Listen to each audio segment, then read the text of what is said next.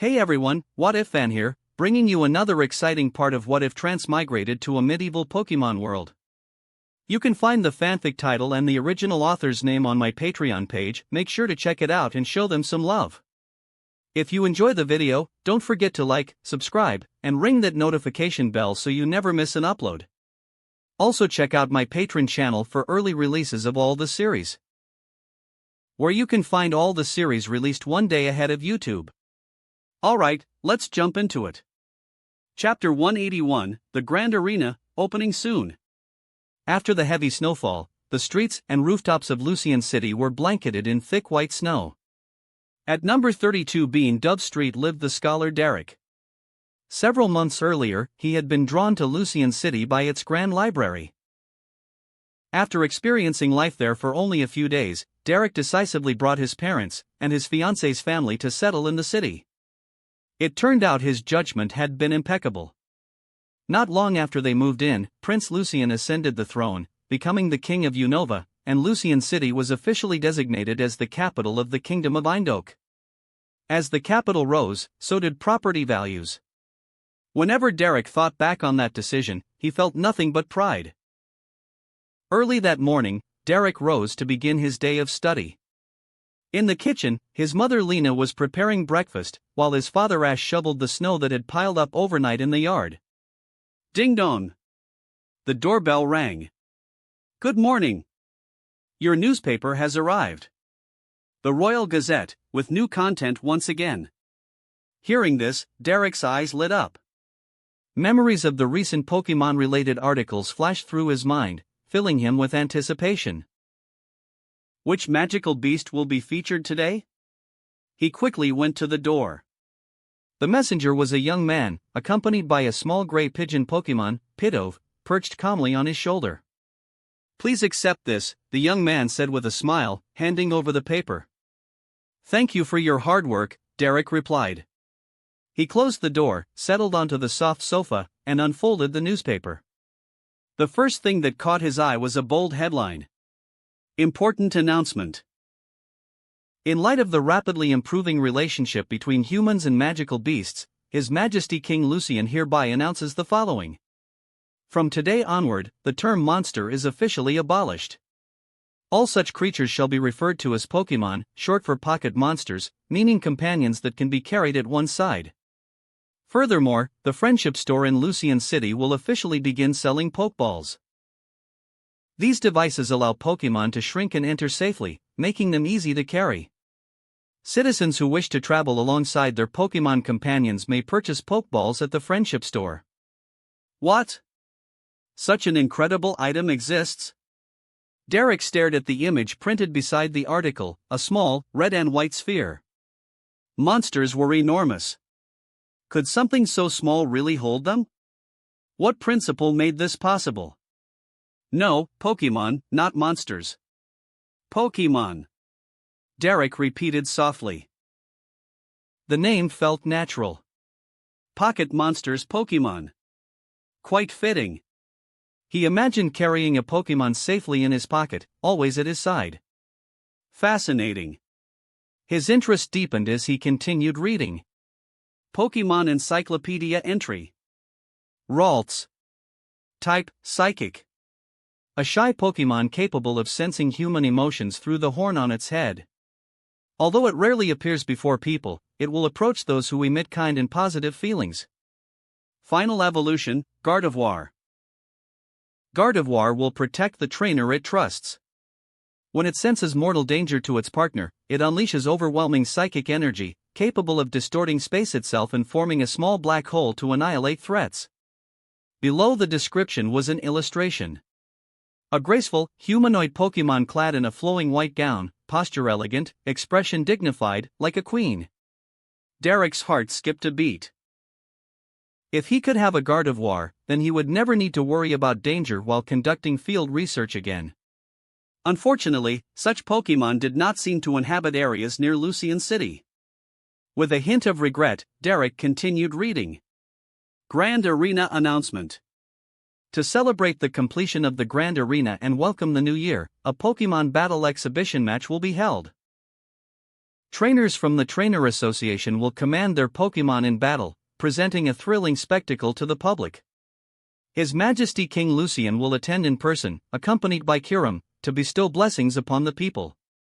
Seating is limited. Citizens are advised to purchase tickets early. The Grand Arena? Derek murmured. He had heard of its construction, but never expected it to be completed so quickly. A Pokémon battle. Battles between Pokémon? And trainers?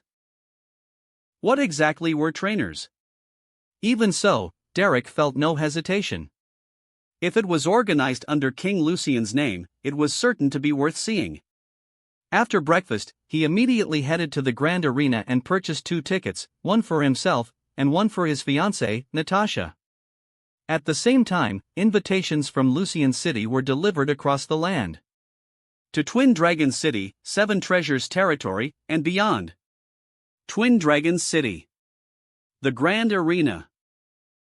An exhibition between trainers and Pokémon? Lord Sharon examined the letter sealed with the royal crest, his expression thoughtful. He slowly narrowed his eyes.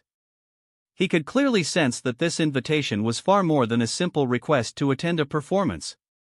His Majesty King Lucian was not merely showcasing entertainment. The appearance of Kyurem, the establishment of trainers, and a public battle between humans and Pokémon. All of it carried a deeper meaning. "This is a warning," Sharon murmured softly. A warning to those who still harbor dangerous thoughts. He had personally witnessed Kyurem's power on the battlefield. A being capable of freezing tens of thousands of soldiers in a single instant. Such power did not require threats. Its existence alone was deterrence. "My lord," the butler Kron asked cautiously, "shall we attend?" "Of course," Sharon replied with a faint smile. He lifted his honey tea and took a leisurely sip. "Why not? His Majesty has personally invited us. It would be rude not to attend. Besides, he had no intention of resisting. This journey to Lucian City was purely observational. Castelia territory. Since Prince Landon's defeat, this territory had fallen under the control of Lord Garp. As a former minister who had served Landon loyally, Garp found the outcome almost impossible to accept. They had prepared meticulously. Their forces had far exceeded those of the second prince, nearly 400,000 troops. Within a single week of war, they had already captured multiple cities. And yet, everything had ended in a single battle. Lucian's arrival. Kyurem's descent. The overwhelming power of the dragon left no room for resistance. Just witnessing it compelled submission. Yet Garp could not reconcile himself to it. They had lost without even the chance to fight back. "My lord," a servant asked nervously, "what should we do?" Garp's thoughts churned. Feign illness and refuse the invitation? Ignore it entirely? But then, he remembered something Lord Sharon of Twin Dragon City had once said. "Be careful. His Majesty Lucian might ride a dragon to your city." Garp's face twitched. He was genuinely terrified that he would wake up one morning to find Lucian riding Kyurem outside his window. He might very well die of fright on the spot. "Forget it," Gross muttered bitterly. "That dragon's power is far beyond us." They were nothing more than fish on a chopping board now. If His Majesty wished to strip them of power, they had no way to resist. Still, better stripped of authority than stripped of life. "Prepare immediately," Gross said at last. "We depart for Lucian City." Lucian City Royal Castle. "Your Majesty," Elif reported, "all Pidove messengers have returned." The lords should have received the invitations. Not long ago, Lucian had unlocked the Yi Messenger technology and trained a specialized group of Pidove to serve as long-distance couriers. For the first time, the kingdom had a reliable communication network connecting all territories. Elif hesitated, then spoke carefully. "But, Your Majesty, do we really need to do this? For those lords, this will shake their fundamental interests. If they were to unite." "They won't," Lucian replied calmly. Even his tone carried certainty. And even if someone were foolish enough to try, he continued, Kiram and I could suppress them instantly. He turned toward the window, gazing over the city. More importantly, Lucian said slowly, the current structure of the kingdom is flawed. The territories are too independent. The commoners and slaves are treated as the private assets of lords. This isolates regions, restricts movement, and blocks communication. This exhibition match was never meant to be a simple performance. It was a trap. Lucian intended to use it to demonstrate Kiram's absolute power, intimidating those lords who still harbored dangerous ambitions, while simultaneously reclaiming authority that should never have been fragmented in the first place. The feudal system that the kingdom of Eindhoven had followed for generations was fundamentally incompatible with the future of a unified kingdom. Lucian planned to dismantle it, slowly, but irrevocably. In its place, he would establish a centralized system, headed by the king and supported by champions.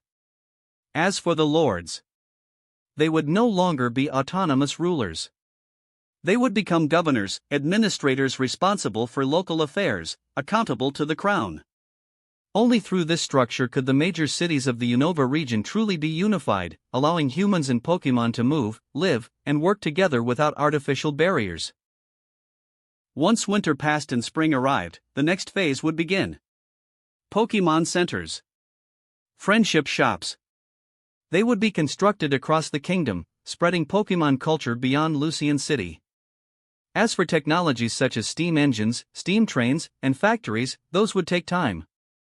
The transition from an agricultural society to an industrial one could never be rushed. Even laying railway tracks across the vast Unova region alone was a colossal project that would require years of coordinated effort. The more Lucian thought about it, the more he felt time slipping through his fingers. I'll also need to prepare in advance for my journey to the Kalos region, he murmured, to find Xerneas. Once Unova was truly stable, he intended to depart. With eternal life, he could guide this land patiently, decade after decade, until it became a true sanctuary for both humans and Pokémon. How are the children at the academy doing? Lucian asked. Elif smiled faintly as he reported. Your Majesty, they've been studying according to the textbooks you personally compiled. According to the instructors, 95% of the students have already mastered Pokémon types and type matchups. They can also command their Pokémon effectively in battle. More importantly, Elif paused, then continued. Many of their Pokémon have evolved. Oh? Lucian's interest was piqued. Tell me. Alex has shown exceptional talent. After repeated battles, his Tepig evolved into Embor. Melanie's Buneri has also evolved successfully. As for the others, Psyduck, Sandret, and Diglett, they haven't evolved yet, but they've learned several powerful moves and improved dramatically. Lucian nodded in satisfaction. In that case, he said decisively, let the Academy students perform the first match of the exhibition. Yes, Your Majesty. The schedule was already taking shape. After the children's match, Geralt's Pokémon Legion would perform next. Agron vs Altaria. A clash of power and spectacle that would leave the audience breathless. The third match would feature Geralt himself, commanding Haxorus, facing Anna and her Zoroark. And finally, Lucian would personally step forward. He would summon Kiram, the Dragon of the Tao, and accept challenges from any who dared. It would serve two purposes. To crush any lingering defiance among the lords, and to harvest an enormous surge of satisfaction from the people. With all arrangements finalized, Lucian finally allowed himself to relax. He returned to his chamber and looked at his Pokémon. The moment he entered, Dragonite charged forward, wrapping its large arms around his waist and burying its round head against his chest. Woo! Lucian laughed softly. All right, he said, patting Dragonite's head. I know. I've been busy. Once this is over, I'll spend the new year properly with all of you. He then looked at the Pokémon gathered nearby. A proud Serperior. A lively Larvesta.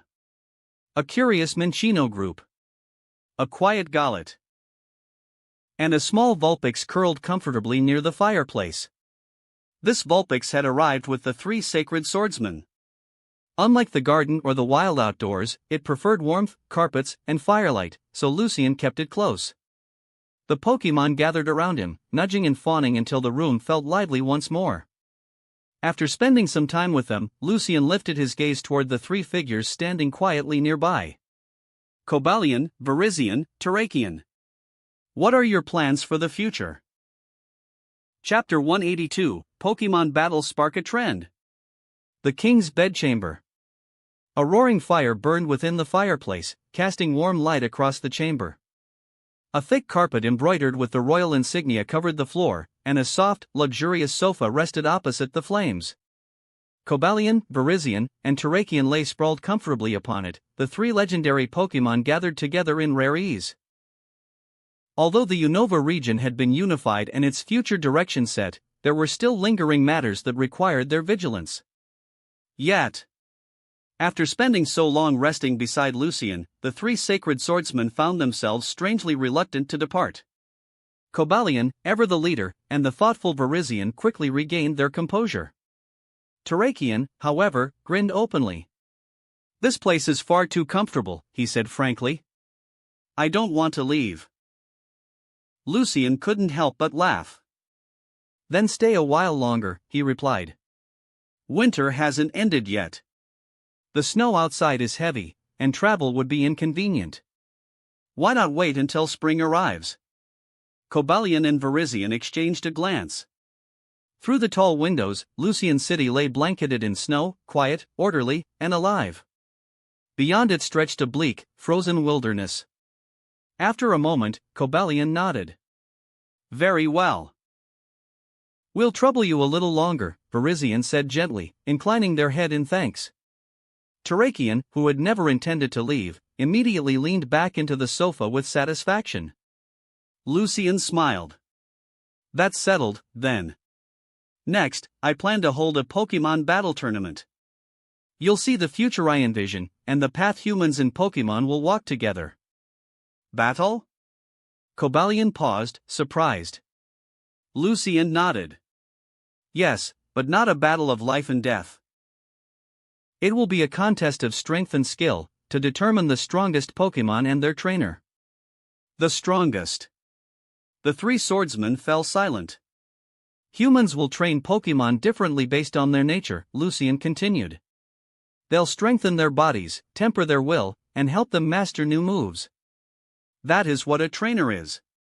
This is the future I intend to build, where humans and Pokémon become partners, companions, even family. Growing stronger together." The 3 sacred swordsmen were quick to understand.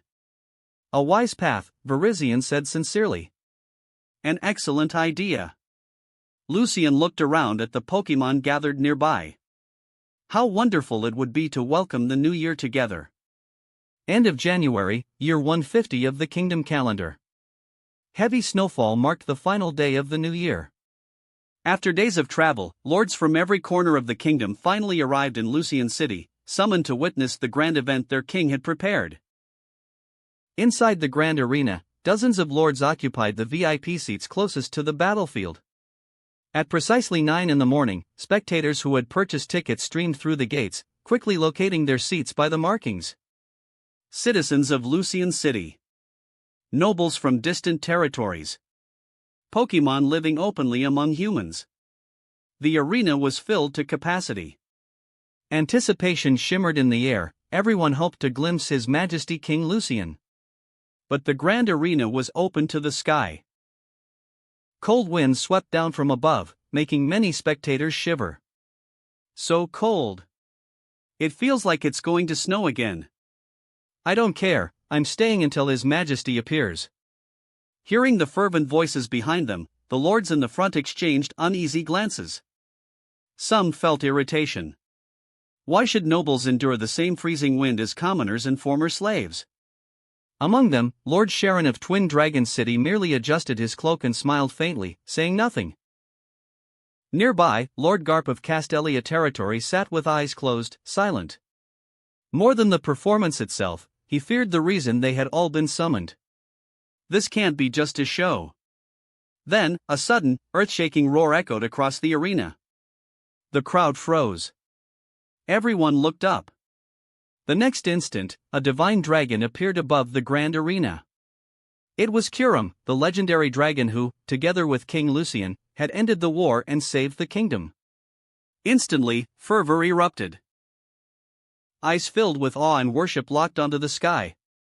Cheers surged like a tide. Kurum moved. Kurum's entire body radiated overwhelming divine power. A pure white, yet scorching light surged outward from it, vanishing into the clouds above. The very next second, the snow clouds dispersed into nothingness. The howling cold wind ceased. Golden sunlight poured down from the heavens, bathing the grand arena in warmth. The light was dazzling, gentle yet powerful, driving away the chill clinging to every spectator, as comforting as sitting beside a roaring campfire. "It's not cold anymore," someone shouted in disbelief. "It's warm, so warm. It's Kurum. And His Majesty Lucian. His Majesty must have seen us freezing and ordered the dragon to warm the arena. Thank you, Your Majesty Lucian." The crowd gazed skyward with fervent eyes, cheers surging like waves. Among the nobles, Garp and several others sat frozen in shock. To alter weather and climate so effortlessly, such power bordered on the divine. Some lords, who had not personally witnessed the battle of the three dragons, felt a chill crawl up their spines. Is this the true power of dragons? As the last traces of cold vanished, the divine dragon in the sky slowly concealed its presence. Then, a new commotion erupted below. Boom! The gates at both ends of the grand arena swung open. Two young figures stepped onto the battlefield. The cheering faded into silence as all eyes turned toward the arena floor. On the left stood a boy of about 15, short fiery red hair framing a scarred face. His expression was bold, unrestrained, and brimming with confidence. On the right stood a quiet, graceful girl with long blue hair, her demeanor calm and composed. Some nobles frowned. Is this the exhibition match? Watching two children fight? Under the watchful gaze of tens of thousands, the two moved at the same time. Each drew a round object, no larger than a berry, from their pocket. Those are Pokeballs. They're sold at the friendship shop. I heard any Pokémon can be stored inside them. The sharp-eyed spectators immediately recognized the items. The boy and girl exchanged a glance. No words were needed. They hurled the Pokeballs into the air. Flash! Flash! Two bursts of white light erupted. Two Pokémon appeared simultaneously, landing heavily on the battlefield. On the left, a massive Pokémon with flames wreathing its neck, thick black arms, and a powerful, imposing frame. Black markings lined its body like symbols of battle, heat rolling off it in waves. Imbor.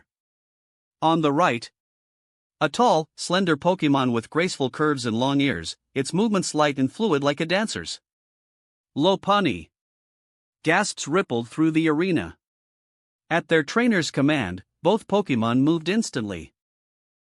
Flames exploded across Imbor's body as it opened its mouth, unleashing a roaring torrent of fire toward Lopunny. The blazing stream twisted like a fiery serpent, surging forward. Lopunny let out a soft cry, then sprang upward, its slender legs kicking off the ground as it vaulted high into the air. Mid-leap, it twisted its body and delivered a lightning-fast flying kick. The strike landed cleanly. Boom! Despite its massive build, Imbor was hurled backward several steps, flames scattering violently. But it reacted quickly. Lopunny attempted to retreat, but Imbor's entire body erupted in flames as it charged forward with terrifying momentum. The heat was overwhelming. The pressure was suffocating. Lopunny was a fraction of a second too slow. Its slender body was blasted backward, skidding across the arena floor. "This is a Pokémon battle," someone exclaimed in disbelief. "No, look closely," another shouted. "Those two kids are commanding them." At once, the same realization spread through the crowd. So this is what a trainer battle is like. On the battlefield, two completely different Pokémon clashed under their trainers' precise commands, unleashing signature moves in rapid succession. Fire and impact. Speed and technique. Power against agility. As the minutes passed, exhaustion set in. Both Pokémon were breathing heavily, their bodies marked with burns and bruises, yet neither retreated. The fight had entered its white-hot stage. After another violent exchange, Imbor and Lopunny separated, panting as they locked eyes. Who would win? That question seized every heart in the arena. Though it was the audience's first time witnessing a trainer battle, the raw intensity, the strategy, the trust, the emotion, had drawn everyone in completely. Would victory belong to the towering, flame-wreathed Imbor? Or to the swift, long-eared Lopunny, light as the wind? Before anyone could decide, the battle reached its climax. Both Pokémon were at their limits. In the end, Imbor's superior strength and endurance gave it the edge. A final flamethrower struck true. Lopunny staggered, then dropped to one knee, teeth clenched as it struggled to rise. But it couldn't. Its strength was gone. Imbor, flames flaring one last time, took heavy steps forward. It was over. A collective breath escaped the crowd. Looks like the fire-type won. That was incredible, my palms are soaked. As the tension finally released, spectators began murmuring excitedly, replaying the fight in their minds. But then, just as everyone believed the outcome was decided, the blue-haired girl on the field cried out. Lopunny, don't give up. The Pokémon, which had already stopped struggling, froze. For a brief instant, everything went quiet. Then, memories surged through Lopunny's mind. The day it had still been a timid Buneary. The moment Melanie chose it. Being brought home. Training together. Laughing together. They went to school together. They ran and trained together on the playground. They shared warm lunches. At night, they slept side by side beneath the same roof. No, it couldn't fall here. A surge of determination erupted from Lopunny's body, forcing it to stand once more. Facing Imbor's overwhelming heat and pressure, Lopunny's leg muscles tightened, and a sharp blue light flashed in its eyes. High-speed movement. Its figure vanished like a phantom. Imbor's crushing heat and pressure struck nothing but empty air. The very next instant, Lopunny was already behind it. Flying kick. The blow landed cleanly. Imbor, already at the edge of its endurance, let out a final, unwilling roar before collapsing heavily onto the arena floor. Across the vast battlefield, only Lopunny remained standing, panting, trembling, barely holding itself upright. It had endured. So it wouldn't disappoint its trainer. A bright, satisfied smile crossed Lopunny's face as it cast one last glance toward Melanie. Then its legs finally gave way, and it collapsed with a soft thud. Silence engulfed the grand arena. Tens of thousands of spectators stared, stunned. How is that possible? That Pokémon was clearly at its limit. How did it still unleash that kind of power? Magnificent, absolutely magnificent. As expected of His Majesty Lucian, to prepare such a spectacle. Wait, does that mean anyone can battle like this? It makes me want to fight alongside my Sentret. The arena erupted into cheers once more. High above, Lucian watched the fallen Imbor and Lopunny, a quiet smile forming on his face. This was the true charm of Pokémon battles. Until the very last moment, no one could say who would win. Kyurem, Lucian asked softly, did you see that? Kyurem inclined its head.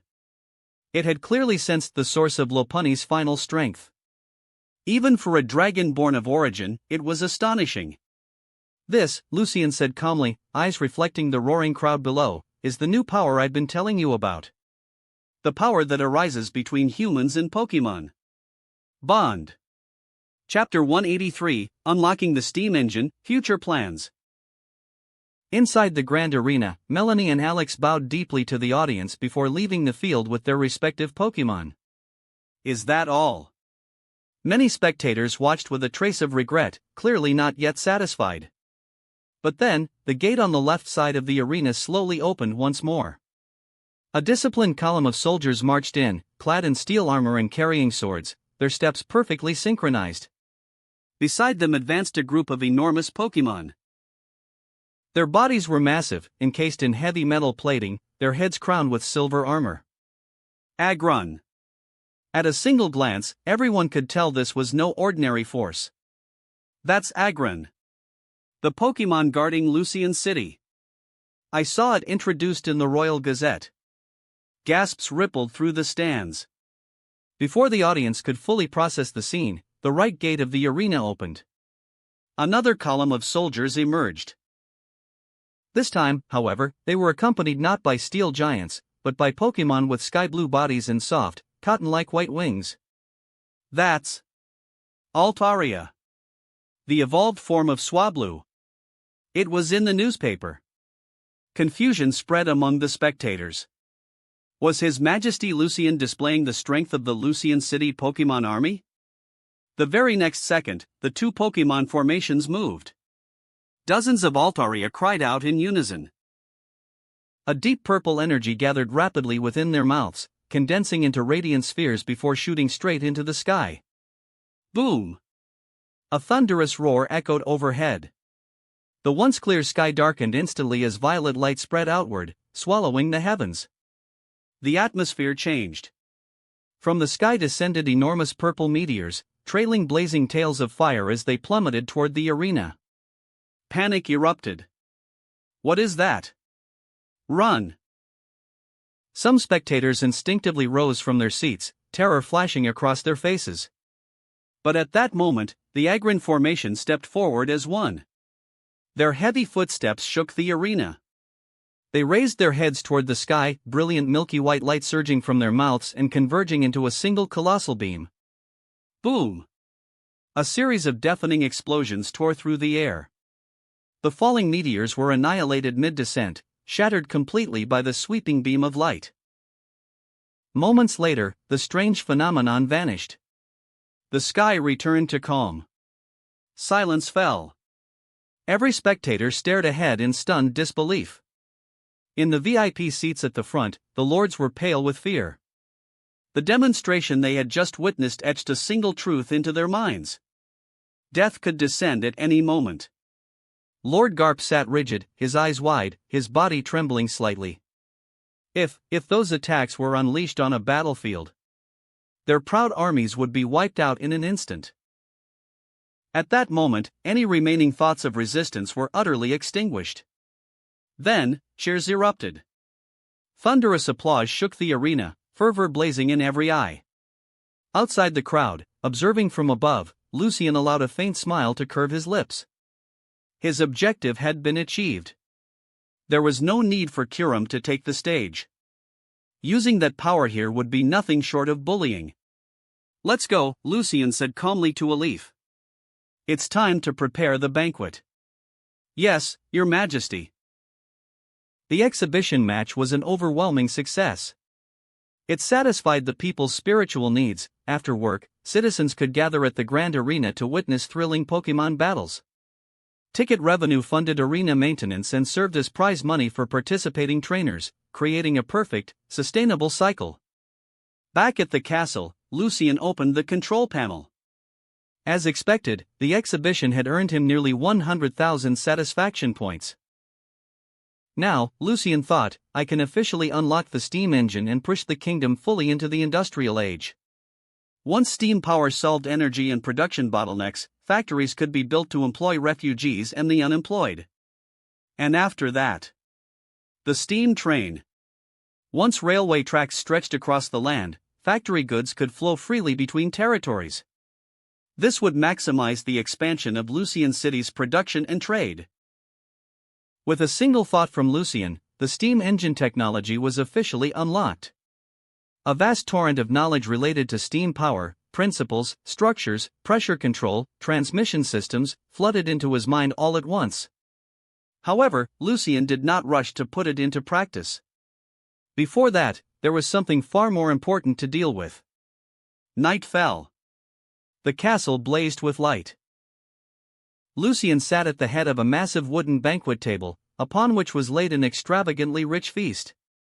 Soft, sweet white bread. Golden brown roast chicken. Tender, juicy steaks.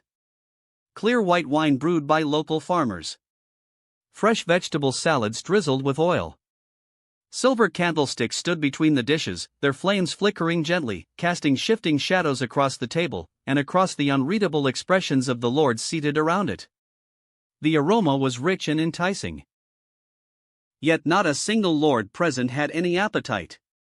Their gazes kept drifting, involuntarily, toward the youngest king in the kingdom's history, seated calmly at the head of the table. "Why aren't you eating?" Lucien's eyes swept slowly across the assembled nobles. Startled, the lords hurriedly picked up their utensils. But no matter how exquisite the food, it tasted like dry wax in their mouths. Lucien found the scene faintly amusing. He wasn't that terrifying, was he? Taking a slow sip of white wine, he finally spoke, his tone unhurried. "The war is over," Lucien said.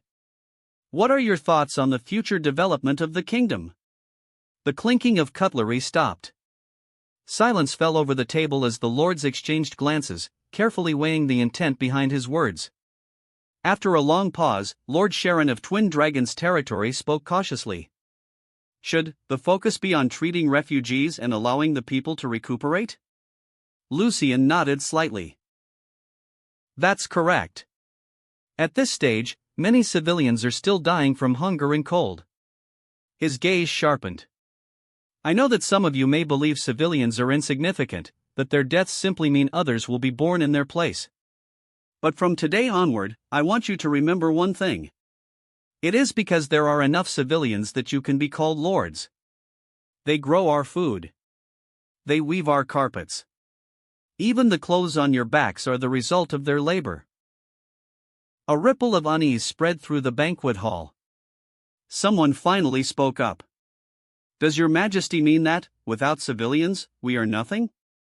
Lucien turned his eyes toward the speaker, a middle-aged noble, roughly 50 years old. As a ruler, Lucien was patient. He answered calmly. "It's not that simple. The relationship between the ruler and the people is like that of water and a boat. Only when the people are fed and clothed can the boat float steadily. If the people live in hunger and cold every day, then sooner or later, the boat will capsize, and the kingdom will be swallowed by war." The meaning was unmistakable. Every lord present understood immediately. His Majesty intended to protect the commoners' rights. Some were visibly shaken. As members of the ruling class, they knew all too well what this meant. If the king truly pursued this path, the interests of the nobility would inevitably be curtailed. Nobles wielded influence, wealth, power. If they united, "Your Majesty, you mustn't." Several lords who had previously supported Lucien cried out in alarm. Garp remained silent, choosing not to interrupt. Sharon and the others also stared in astonishment. "Only in this way can the kingdom go further," Lucien said with a faint smile. "As for the rest..." Lucien raised his hand. In the next instant, a bone-chilling aura swept through the banquet hall. The sudden, extreme cold made everyone shiver involuntarily. From the shadows behind Lucien, the massive silhouette of Kurum slowly emerged, its presence pressing down on the room like a mountain. Lucien calmly picked up a piece of steak with his fork and asked, "Elif, is the treasury nearly empty?" "Your Majesty," Elif replied solemnly, "the recent construction projects and reforms have consumed a tremendous amount of funds. At present, the treasury's reserves are almost completely exhausted." Lucien nodded lightly. That single, casual response detonated like thunder in the hearts of the assembled lords. "Your Majesty." Even Garp couldn't hide his shock. The king was clearly preparing to touch the core interests of the nobility. What could they do? Several lords felt their hands go numb around their cutlery. However, Lucien continued, setting his fork down, "I did not summon you here today for that matter." At once, the same thought surfaced in every mind, "It's coming. Now it's our turn." I need your cooperation, Lucien said slowly, revealing his true intent to carry out reforms. The lords of the kingdom currently held enormous power within their territories. They owned vast estates, controlled the land worked by serfs, collected taxes, commanded labor. Some even possessed minting rights. Lucien intended to nationalize land ownership and redistribute it to the common people. The feudal lord system would be restructured. Scattered human settlements would be reorganized into villages, towns, and cities, according to population size, allowing for standardized governance. Territories would be renamed accordingly. Flying Cloud Territory, Flying Cloud City. Twin Dragon Territory, Twin Dragon City. The current lords would serve as acting mayors, and, based on performance, could later become permanent mayors. Furthermore, every city, town, and village would be required to establish Pokémon centers for Pokémon medical care, breeding centers to shelter wild Pokémon and provide starter Pokémon to children, schools to educate citizens and cultivate Pokémon trainers, police stations to maintain order, with officers partnered with Pokémon such as Growlive. Pokémon centers and breeding centers would form the foundation for spreading Pokémon's trainer culture. Schools would serve as the kingdom's talent pipeline. Police stations would ensure stability and justice. The mayor's role would be to manage and develop the city, not unlike a lord's duties, but with power divided among professional institutions rather than concentrated in a single individual. Lucien calmly laid out the future before them all. Finally, he paused and said, I will send experienced officials to assist you with these reforms and teach methods for humans and Pokémon to coexist. Do you have any other suggestions? The banquet hall fell into a strange silence. Several lords couldn't help but let out bitter smiles. Their gazes drifted, almost unconsciously, to Kurum, standing silently behind Lucien. What other ideas could they possibly have? Garp closed his eyes and took a deep breath. So be it. They were only giving up part of their power, at least they were still alive. More importantly, they could still remain lords, even if the title itself would change. Seeing this, Lucien smiled faintly. This world isn't inhabited by humans alone, he said calmly. And Pokémon aren't merely tools for battle. They can play a far greater role in everyday life. With them, our lives will only become better. Sharon nodded in agreement. He had seen it with his own eyes. Grass-type Pokémon helped farmers tend their fields, accelerating crop growth and improving yields. Water-type Pokémon assisted with irrigation, and some could even use rain dance to alter the weather, ensuring that humans were no longer helpless in the face of drought. Seeing that the lords had finally accepted the situation and shown genuine cooperation, Lucien gave a light chuckle and nodded. Everyone, please rest well tonight, he said. The war is over. Next year will be a brand new year for all of us. With those words, the oppressive atmosphere in the banquet hall slowly dissipated. Since resistance was impossible, they might as well accept reality and enjoy themselves. After all, they were hungry after watching performances all day. And to be fair, His Majesty's food was genuinely excellent. Lucien finished his meal, stood, and said to Elif, "See that our guests are well taken care of." "Yes, Your Majesty," Elif replied respectfully. Lucien left the dining hall and returned to his bedchamber. It had been an exhausting day. The Pokémon were already waiting for him. The moment he entered, Dragonite rushed over happily and nuzzled against him. Lucien patted its head and sat down at his desk. Larvesta crawled out from beneath the desk, pressing itself against his feet and radiating warmth with enthusiasm. At some point, Dragonite had secretly learned a new trick from the maids. Using its chubby claws, it began clumsily massaging Lucien's shoulders. The maids had told it this would help His Majesty relieve fatigue. Woo! Dragonite tilted its head. Lucien blinked in surprise. "Where did you learn that?" "Oh, whoa!" Dragonite replied proudly. "Lucien." The technique wasn't very good, sometimes too light, sometimes far too heavy, but Lucien wisely chose not to comment, unwilling to crush the child's confidence. He turned his attention back to work, sketching the principles and structural blueprints of the steam engine onto parchment, preparing to hand them over to the royal workshop. When everything was finally finished, Lucien rubbed his temples, feeling the exhaustion settle in. Being king was really tiring. For a fleeting moment, he couldn't help but imagine another world. A world where he didn't need to govern a nation, didn't need to plan reforms or balance power. Just traveling freely with his Pokémon, like a certain boy named Ash. That kind of life really did sound wonderful. Chapter 184, The Pokémon Center is established, the steam engine is born. In early April of the 150th year of the Kingdom calendar, winter finally gave way to spring. The snow melted, the earth thawed, and all things came back to life. The Kingdom of Eindhoven welcomed a new year. And this year was destined to be one of sweeping change. After ascending the throne, His Majesty Lucien immediately launched a series of bold reforms. He issued decrees abolishing the privatization of farmland, nationalizing all land within the kingdom and redistributing it fairly among the common people. At the same time, he formally abolished slavery, declaring equality for all, universal education, and strictly forbidding the enslavement or oppression of humans or Pokémon under any pretext. This decision sent shockwaves throughout the kingdom. Countless nobles protested and demonstrated, but the unrest was swiftly suppressed by the army. In their place rose the voices of the common people and the lower classes, voices filled with gratitude, hope, and fervent support. The Kingdom of Eindhoven had undergone a fundamental transformation.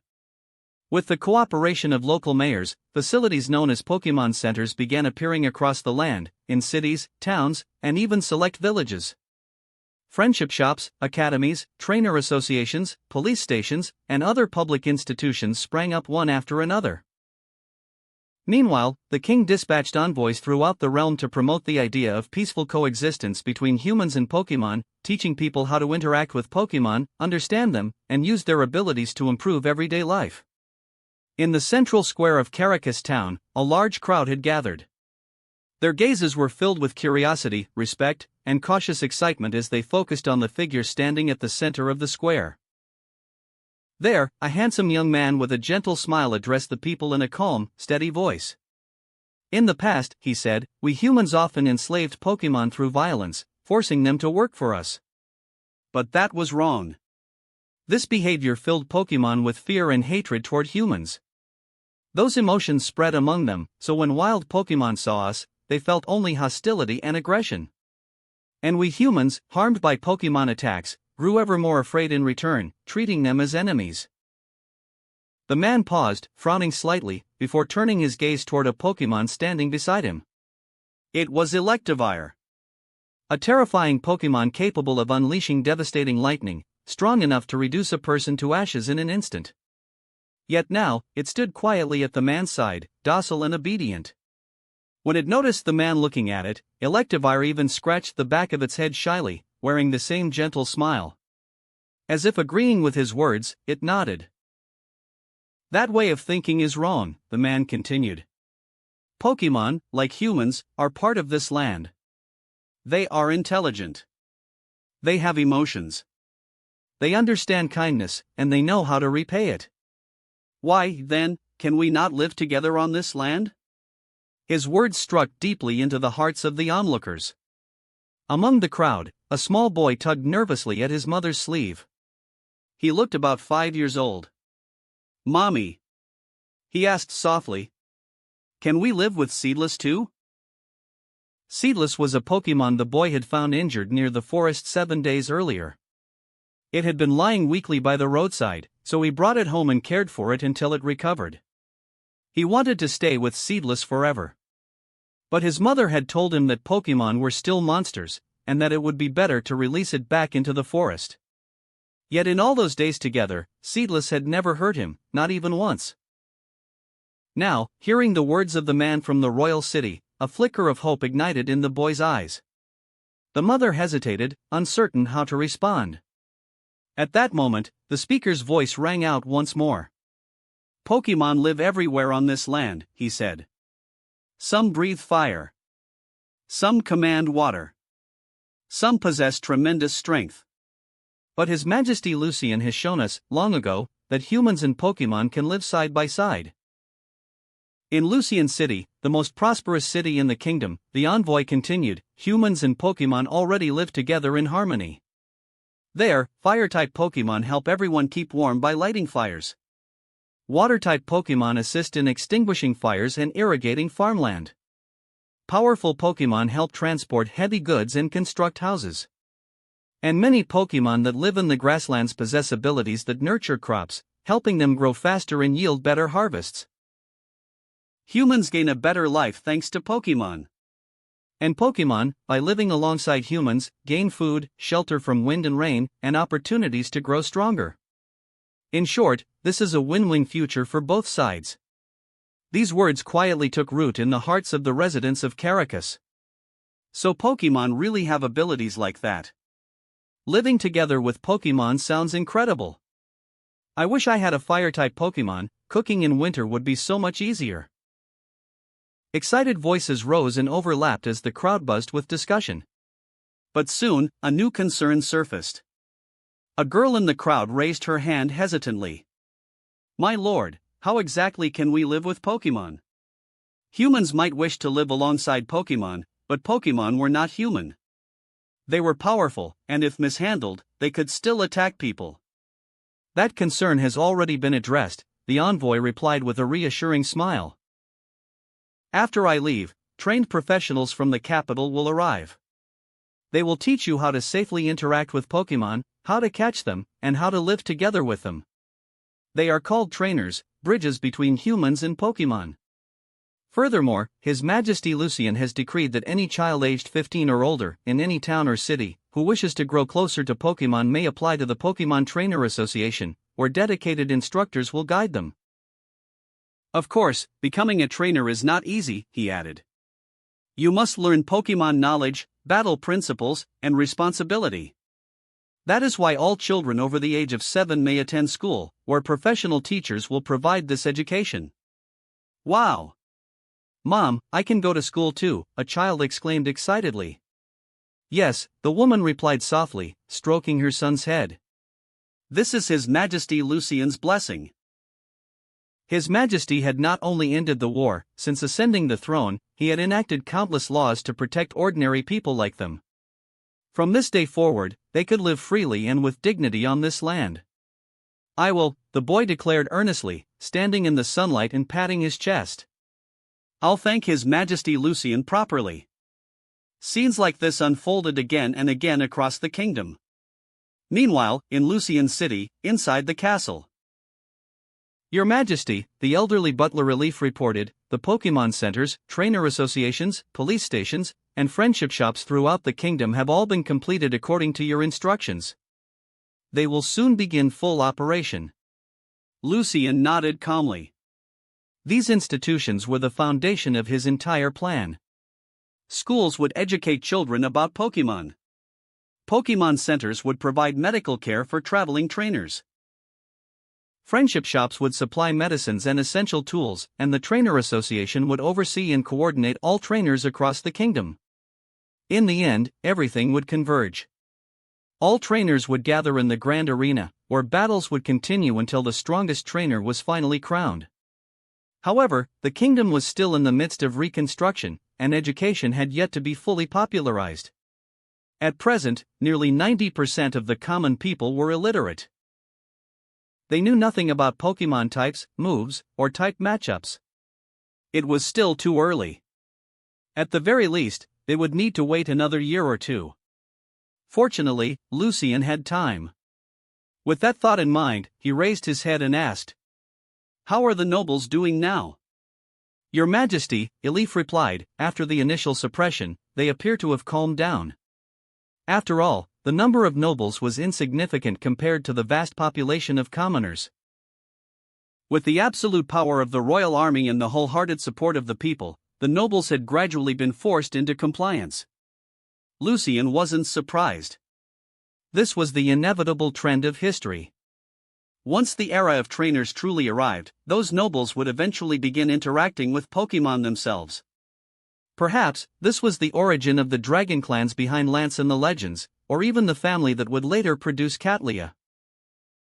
As long as they did not resist change and were willing to adapt to the times, Lucien had no intention of targeting them. After all, far more important matters now demanded his attention. Lucien closed his eyes, quietly sorting through his thoughts. At present, most of the soldiers stationed in Lucien City had already been dispatched throughout the kingdom, serving in various roles. Police officers, trainers, Pokémon instructors. Unfortunately, aside from the Nurse Joy sisters, Lucien had yet to encounter many members of the Nurse Joy or Officer Jenny families. As a result, it was currently impossible to fully staff Pokémon centers across the entire kingdom. "It seems I'll have to wait a bit longer," Lucien murmured. He paused, then asked, "How is the construction of the factories outside the city progressing?" Elif replied promptly, "Your Majesty, all factories have been completed. Some raw materials have already been stockpiled. They can begin operations at any time." Hearing this, Lucien let out a quiet sigh of relief. Excellent. At last, the employment crisis among Lucien City's unemployed civilians could be resolved. Starting tomorrow, Lucien ordered, publish recruitment notices for the factories in the newspapers. Also, accelerate the refinement of labor protection laws. "Yes, Your Majesty," Elif responded immediately. Lucien was about to continue when an excited voice suddenly rang out from outside. "Your Majesty! Your Majesty! We've successfully built the steam engine you ordered." "Oh?" Lucien's eyes lit up. Inside the royal workshop, as he gazed at the massive new machine, its pistons pumping rhythmically, steam billowing as it rumbled into motion, the unmistakable symbol of the Industrial Revolution, Lucien felt an overwhelming surge of excitement.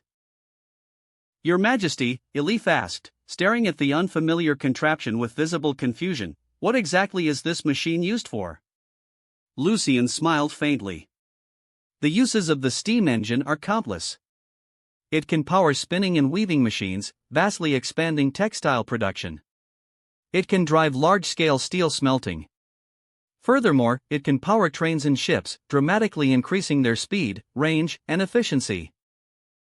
It will connect regions that were once isolated, promote trade, and accelerate the movement of people. If the kingdom lacks manpower, then we will simply show the world our strength. A stable society. Fair treatment. A future with promise. In this age of chaos and war, such a place will be nothing short of paradise to commoners and former slaves. People will come, of their own accord.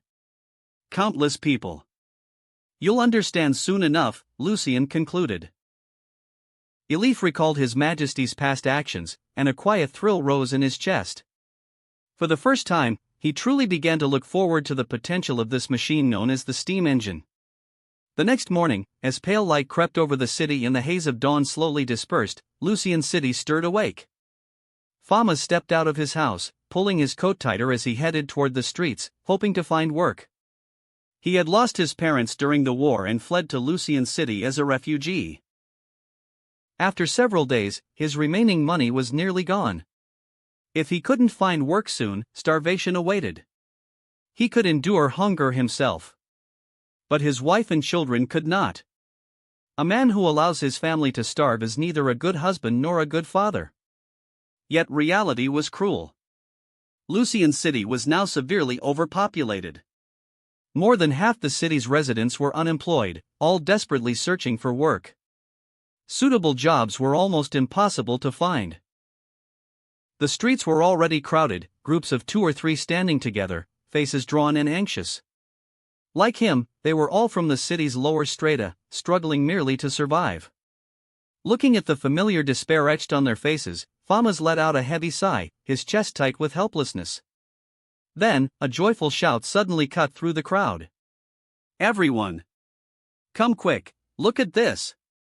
A middle-aged man with a scruffy beard and weather-worn features was holding a newspaper high in the air. It was the latest issue of Lucien City's daily paper, freshly printed that morning. It usually contained news, Pokémon information, and the occasional announcement. Famas barely spared it a glance. What use was a newspaper when you were starving? Then the man shouted.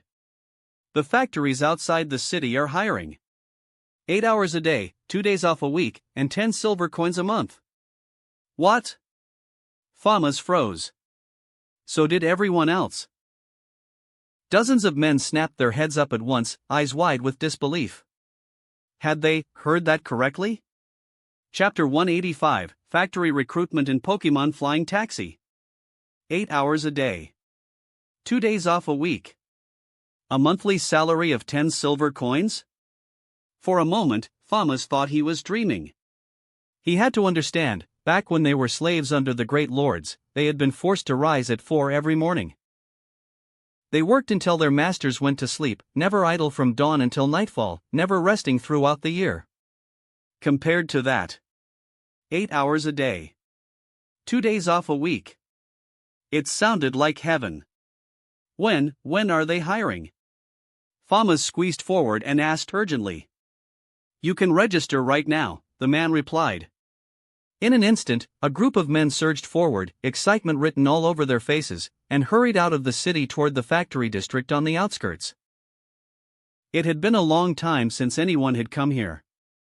And now, the area had changed beyond recognition. Massive buildings rose from the ground. Inside them, enormous machines roared as they operated, while thick black smoke poured from towering chimneys. The sight left everyone stunned. They entered the factory and began asking questions. Register? Of course, the factory manager said. But first, what kind of work can you do? We have several factories here, he explained patiently. Textile mills that produce clothing and carpets. Ironworks that smelt steel. And even a pharmaceutical factory that mass-produces medicine. Famas and the others were dumbstruck. They didn't know how to spin yarn or weave cloth. At best, they could do heavy labor in steel smelting. Sensing their unease, the manager smiled. Don't worry.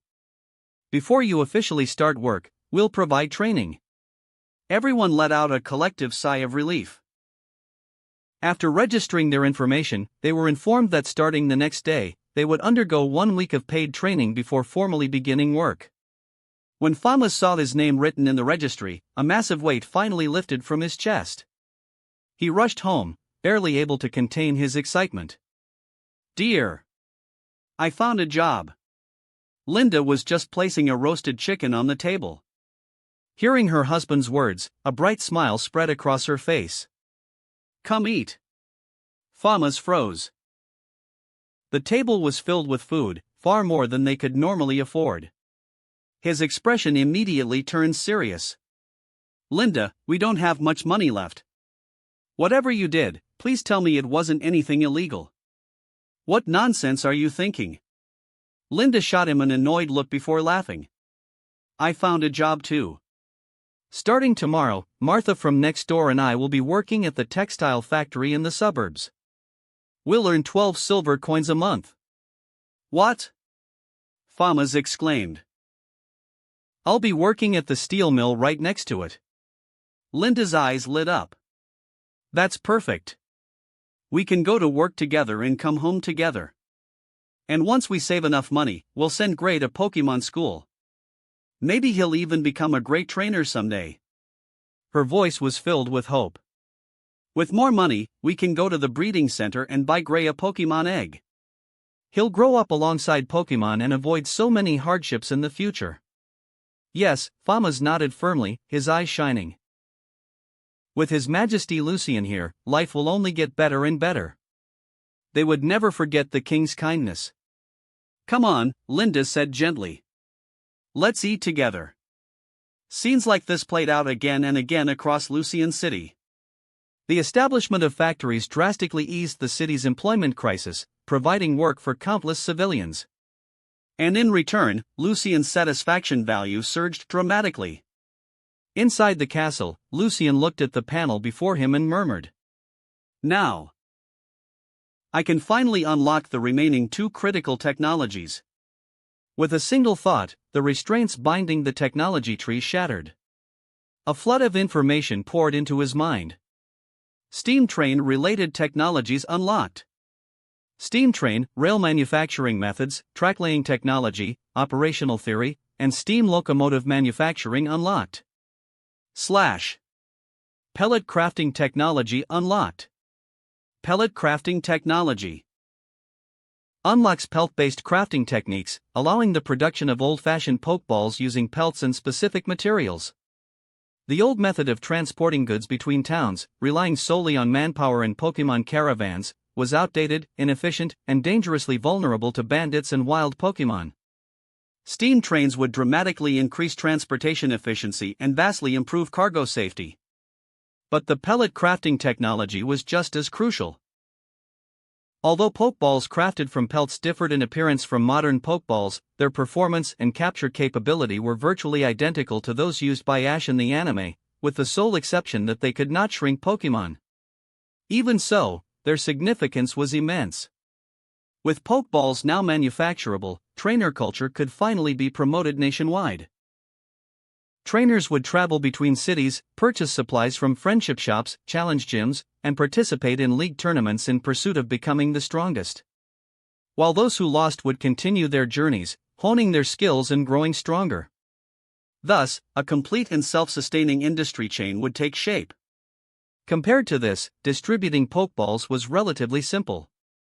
All that was required was mass production and nationwide supply to friendship shops. Steam trains, however. That was another matter entirely. Steel mills had to smelt iron, manufacture rails, and lay tracks across vast distances, a colossal project that would take at least 2 to 3 years to complete. Oh well, Lucian muttered softly. I have time. For now, the most important thing was to hand this knowledge over to the Royal Workshop so research and experimentation could begin. Lucian picked up his pen and carefully transcribed everything in his mind before handing the documents to Elif, instructing him to deliver them to the craftsman. By now, Elif was already accustomed to His Majesty casually producing world-changing innovations. He accepted the papers and prepared to leave, but paused mid-step, suddenly remembering something. By the way, Your Majesty Lucian, Elif said, we've located over 100 of the flying-type Pokémon you asked us to gather. They're currently housed in a courtyard within Lucian City. Would you like to see them? Over 100? Lucian raised an eyebrow in surprise. That should be enough for now. He nodded. Take me to them. Yes, Your Majesty. It had to be said, being king was remarkably convenient at times. Often, a single sentence was all it took for his subordinates to accomplish tasks that would otherwise require immense time and effort. Steam trains were still far from operational. And until then, something else would need to fill the gap. Almost immediately, Lucian thought of a well-known mode of transportation from the modern Pokémon world, the Pokémon flying taxi. This system made use of flying-type Pokémon to transport passengers, effectively replacing traditional buses and carriages with aerial travel. In the Galar region, for example, flying taxis primarily used Corviknight, which gripped passenger platforms with its massive talons and carried them through the sky. In the Paldea region, however, because Tinkaton, the natural predator of Corviknight, roamed the land and was infamous for hurling its hammer to knock Corviknight out of the sky, people instead relied on another Pokémon to fulfill this role. Come to think of it, the Unova region had no shortage of Pokémon suitable for serving as flying taxi operators. For example, the final evolution of Unova's native regional bird, Unpheasant, as well as the brave and imposing Braviary, were both excellent candidates. The two left the castle, and before long, guided by Elif, Lucian arrived at a lush, green manor. The moment he passed through the gates, sharp cries unique to flying-type Pokémon echoed from within. Your Majesty Lucian. The manor's caretaker hurried forward and bowed deeply. Take me to see the Pokémon housed here, Lucian said calmly. Yes, Your Majesty. The caretaker quickly led the way, and soon a dense forest came into view. It was clearly an artificially transplanted woodland. Between the branches, Lucian could vaguely make out the silhouettes of numerous bird Pokémon. The caretaker let out a sharp whistle. Instantly, the forest erupted with movement. Leaves rustled, branches swayed, and a large number of Pokémon flew out from among the trees, landing neatly before Lucian. Lucian's gaze swept across them. Pidove, Unpheasant, Crobat, Noivern, Braviary, Vullaby, Swanna, Skarmory, Wingull, Pelipper, Glisker, Driftbloom, Altaria. So many species? Lucian raised an eyebrow in mild surprise. These Pokémon are mostly veterans of the previous war, Elif explained. After the war ended, some returned to the wild, some chose to live alongside humans, and others followed soldiers to different cities as you ordered, where they now serve as sheriffs or peacekeepers. No wonder. Lucian nodded slowly, his eyes continuing to assess the assembled Pokémon. The Pokémon, in turn, looked back at him with curiosity. Was this the human king who had stopped the war and allowed them to live here in peace? Their gazes were filled with goodwill. Lucian, however, didn't notice. He was already deep in thought, carefully evaluating which Pokémon would be suitable for operating flying taxis. Pidove was far too small to carry passengers. It could wait until it matured. Unpheasant was agile and powerful, but its talons weren't well suited for gripping transport platforms like Corviknight. Vullaby had a temper. If it became stubborn mid-flight, there was a very real chance it might simply dump its passengers. Skarmory, on the other hand, was an excellent candidate. It was said to fly at speeds exceeding 300 km per hour, comparable to high-speed trains. With Skarmory flying taxis, the journey from Lucian City to Castelia City could be shortened to just 3 hours. Pelipper wasn't ideal for passenger transport, but it was perfect for mail and cargo delivery. The same applied to Glisker, Driftbloom, and Altaria. As for Tropius, Lucian's gaze lingered on the bunches of banana-like fruit hanging from its neck. Tropius clearly had far better uses than transportation, such as agricultural support and ranching. Among the 100-plus Pokémon present, there were more than a dozen Tropius. At that scale, a Tropius ranch could easily be established, much like those in the Alola region. After all, the bananas that grew around Tropius's neck were incredibly popular with children. Ahem. Lucian coughed lightly twice. At once, all the Pokémon turned their gazes toward him. Lucian spoke slowly and gently. How are you all doing here? Chirp. Bee. Woo. The Pokémon answered enthusiastically. It was obvious they were quite satisfied with their lives here. Lucian smiled. That's good to hear, he said. Now, I need your help with something. I'm planning to establish a flying taxi company. For that, I need Pokémon who can fly, and who are confident in their flying abilities, to work with us. The job will involve transporting passengers between cities on a daily basis. If you're interested, you can apply through Elif's office. As compensation, Lucian continued calmly, we'll provide you with all the food you want to eat. And even when you grow older and no longer have the strength to hunt, we will continue to care for you. You'll be able to stay here and live peacefully for as long as you wish. In essence, working as a flying taxi Pokémon meant a lifetime guarantee of food and shelter, free from predators, danger, or the hardships of the wild. At first, many of the Pokémon didn't quite grasp the full meaning of his words. Seeing this, Lucian patiently explained, using simple terms, what a flying taxi was, what the daily work would involve, and what kind of treatment they would receive. Gradually, understanding dawned. The moment they realized that they would no longer need to risk their lives hunting, that they could eat freely for the rest of their lives, eat whatever they wanted, whenever they wanted, and even spend their old age in safety, many Pokémon's eyes widened. Wah, and Altaria tilted its head in disbelief. Was something like this really possible? Of course, Lucian nodded solemnly. I swear it in the name of the king. The moment those words fell, the flying-type Pokémon surged forward all at once, crowding around Lucian and chirping excitedly, eagerly announcing themselves. Work? Flying every day? That didn't matter at all. Human food tasted far better than anything they could scavenge in the wild. This was a once-in-a-lifetime opportunity. Chapter 186, A Vacation with Pokémon. The establishment of the Pokémon Flying Taxi Company progressed far more smoothly than Lucian had anticipated. Lured by abundant food and the safety of permanent nesting grounds, the flying-type Pokémon demonstrated near-perfect cooperation. Indeed, Pokémon would never become slaves so long as they were treated with dignity, provided with food, and given a secure place to live. At the temporary testing site, several Machoke worked together to transport the vehicles that had been pre-assembled by the royal craftsmen into the open space. These vehicles resembled compact carriages with streamlined frames, designed specifically to reduce wind resistance. Depending on the model, each could seat 2 to 4 passengers, with a dedicated seat at the front reserved for the guide. This guide was a human specially trained to work alongside Braviary, responsible for directing ascent, descent, and directional changes. The windows were crafted from the latest tempered glass produced in the factories, ordinary glass heated to extreme temperatures and rapidly cooled. The result was a material both exceptionally strong and resistant to wind pressure, while remaining crystal clear. Passengers could safely enjoy panoramic views of the Unova region from above. A reinforced crossbar was installed atop each vehicle, designed specifically for flying-type Pokémon to grip securely with their claws.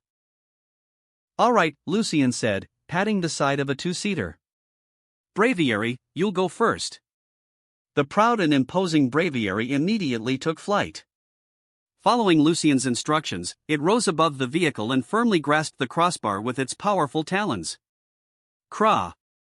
After securing its grip, Braviary turned its head to look at Lucien, awaiting further orders. "Hold on a moment," Lucien nodded. He carefully inspected the setup. Braviary possessed exceptionally developed lower limbs, thick legs and massive claws that radiated strength. In raw lifting power, it surpassed even Corviknight. Lucien recalled reading that in some regions, Braviary was known as the warrior of the sky. Satisfied, Lucien boarded the vehicle along with his Larvesta. After fastening their seatbelts, he tapped the side of the carriage. "All right, Braviary. Let's take a short flight around Lucien City." Craw! With a deep cry, Braviary slowly beat its wings. A spiraling vortex of air formed beneath them as the vehicle lifted smoothly from the ground. Below, Elif, the Machoke, and the surrounding staff watched with tense expressions. The carriage swayed gently as it climbed higher. The figures below shrank rapidly, and the city gradually receded into the distance. Through the glass, vast green plains stretched endlessly, with snow-capped mountains standing tall on the horizon.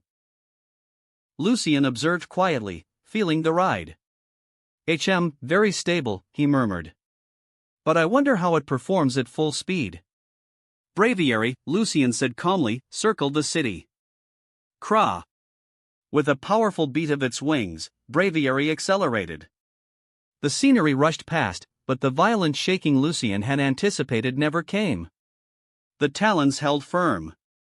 The airflow was cleanly diverted by the tempered glass inside the carriage. The ride remained surprisingly smooth. Lucien nodded to himself. Even at speed, the stability is excellent. Motion sickness shouldn't be an issue. After completing the circuit, Braviary gradually descended and landed precisely where it had taken off. "How was it, Your Majesty?" Elif asked at once. "Very good," Lucien replied with a nod. "With this, travel between cities will become vastly more convenient." Elif finally relaxed. Lucien continued, "Next, we'll establish flying taxi stations in other cities as well. Only with return routes can the system truly function. Of course, that would take time. After all, locating suitable flying-type Pokémon and training them properly would also take a considerable amount of time. Still, compared to laying railway tracks across the entire kingdom or researching and manufacturing steam trains, it was far more efficient." Let's begin with nearby cities first, Twin Dragon City and Emerald City," Lucien said thoughtfully. They would start close, test the system, and then gradually expand it across the entire kingdom. "Yes, Your Majesty," Elif replied respectfully. Lucien reached out and patted the large head of the Braviary before him, then turned his gaze to the other flying-type Pokémon gathered nearby. "Later, each of you may choose a human you like to work with," he said gently. "They will guide you during flights. If you encounter any problems along the way, they'll help resolve them together with you." Craw! Chirp! Woo! The Pokémon responded enthusiastically. Seeing this, Lucien finally relaxed. He returned to the castle with Elif and stood on the terrace, overlooking the orderly, vibrant city below. From here on, it was simply a matter of time. Once the workers completed their training, the factories would officially enter full operation. Their products would spread throughout the kingdom and beyond, bringing immense economic vitality to Eindhoven. Next would come the gradual refinement of Pokeball crafting and steam engine technology, laying the groundwork for steam trains and steamships alike. With steamships, the kingdom would eventually usher in its own age of exploration, sending expeditions to distant regions and introducing new Pokémon species closely tied to human livelihood. Pokémon such as Miltank, whose milk was exceptionally nutritious, Alcremie, capable of producing high-quality dairy products. Goat-like Pokémon suited for ranching, and NDD, whose supportive abilities made it invaluable in daily life and service roles. The products derived from these Pokémon far surpassed those of ordinary livestock, both in quality and effectiveness. Now that the Unova region was gradually stabilizing, it was time to slow down and allow the land and its people to recover. Your Majesty, Elif said gently, everything in Lucien City is now running smoothly. You should allow yourself some rest. He had witnessed firsthand how tirelessly Lucien had worked during this period. The kingdom's development is important, Elif continued, but your Majesty's health is even more so. You're right, Lucien murmured softly. Elif smiled and added, summer has arrived, and the weather is growing warm. If you wish, you could visit Undella town for a short break. It's one of the most famous summer resorts in the kingdom. Many nobles and wealthy families go there to escape the heat.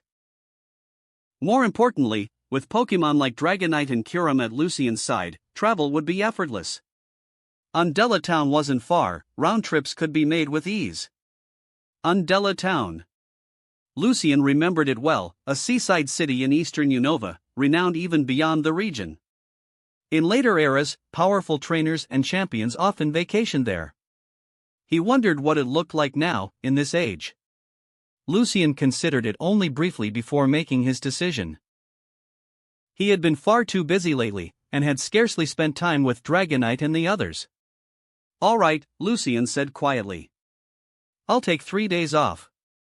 He decided to treat this as a secret visit, a chance to see what the Unova region was truly like under his rule. At the same time, he could take Dragonite and Superior to Undella town for a short vacation. In that case, I'll take a break, Lucien said with a smile. Hearing this, Elif looked genuinely pleased.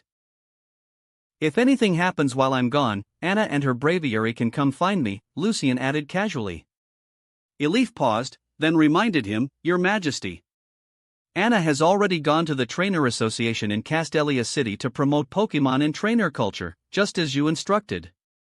Lucien. He had been so busy that he'd completely forgotten. Then let Evans Pidove handle it, Lucien said after a moment. Please don't worry, Your Majesty, Elif replied quickly. Lucien City is running smoothly now. With Lord Geralt and the others overseeing things, you can rest easy and enjoy your time away. Lucien nodded. When he told Dragonite and Superior about the trip, the two Pokémon immediately burst into excited cheers. Of course, except for Kyurem and Golett. Kyurem barely reacted at all, only lifting its eyelids slightly before closing them again. Golett, on the other hand, stared blankly ahead, clearly having no concept of what a vacation was supposed to mean. Come on, into your Pokeballs, Lucien said with a laugh as he took one out. You'll understand when we get there. Dragonite, Superior, Larvesta, Kyurem, and Golett obediently returned to their Pokeballs.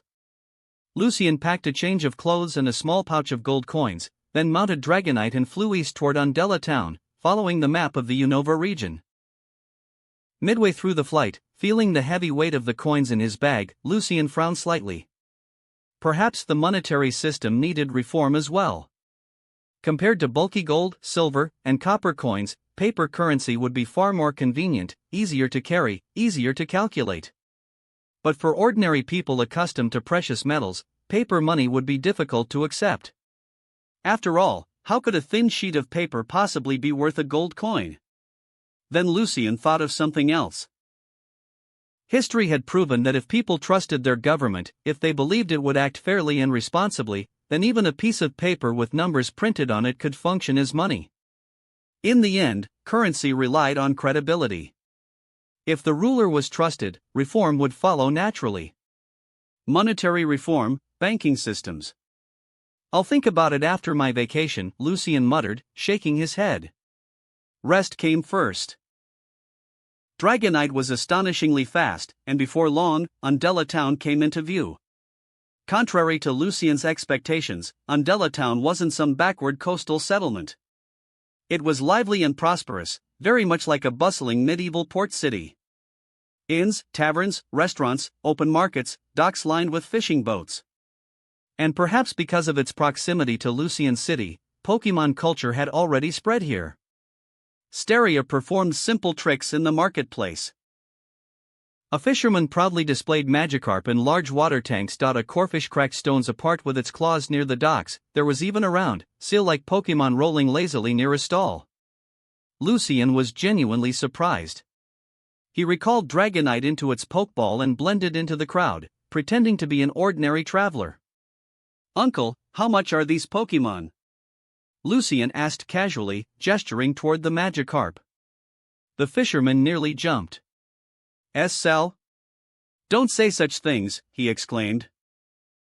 His Majesty Lucian has already forbidden the sale of Pokémon for profit. "I'm looking for suitable trainers for these Magikarp," he continued hurriedly. "I heard they can evolve into the mighty Gyarados. If you take one in, you might become a powerful trainer someday. Of course, this isn't selling, it's adoption. The money is just compensation for the effort I spent caring for them." Lucian. Fair enough.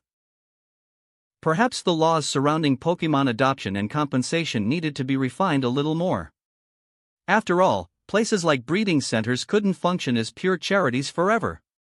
Raising Pokémon, and especially caring for Pokémon eggs, required a tremendous amount of resources. "I'll refine the system once I return to the castle," Lucian thought to himself. "Young man, would you like one?" the fisherman asked again. "No, thank you," Lucian replied with a smile, shaking his head before turning away. He found an inn to stay at, dropped off his belongings, and then headed straight for the most popular beach in Undella Town.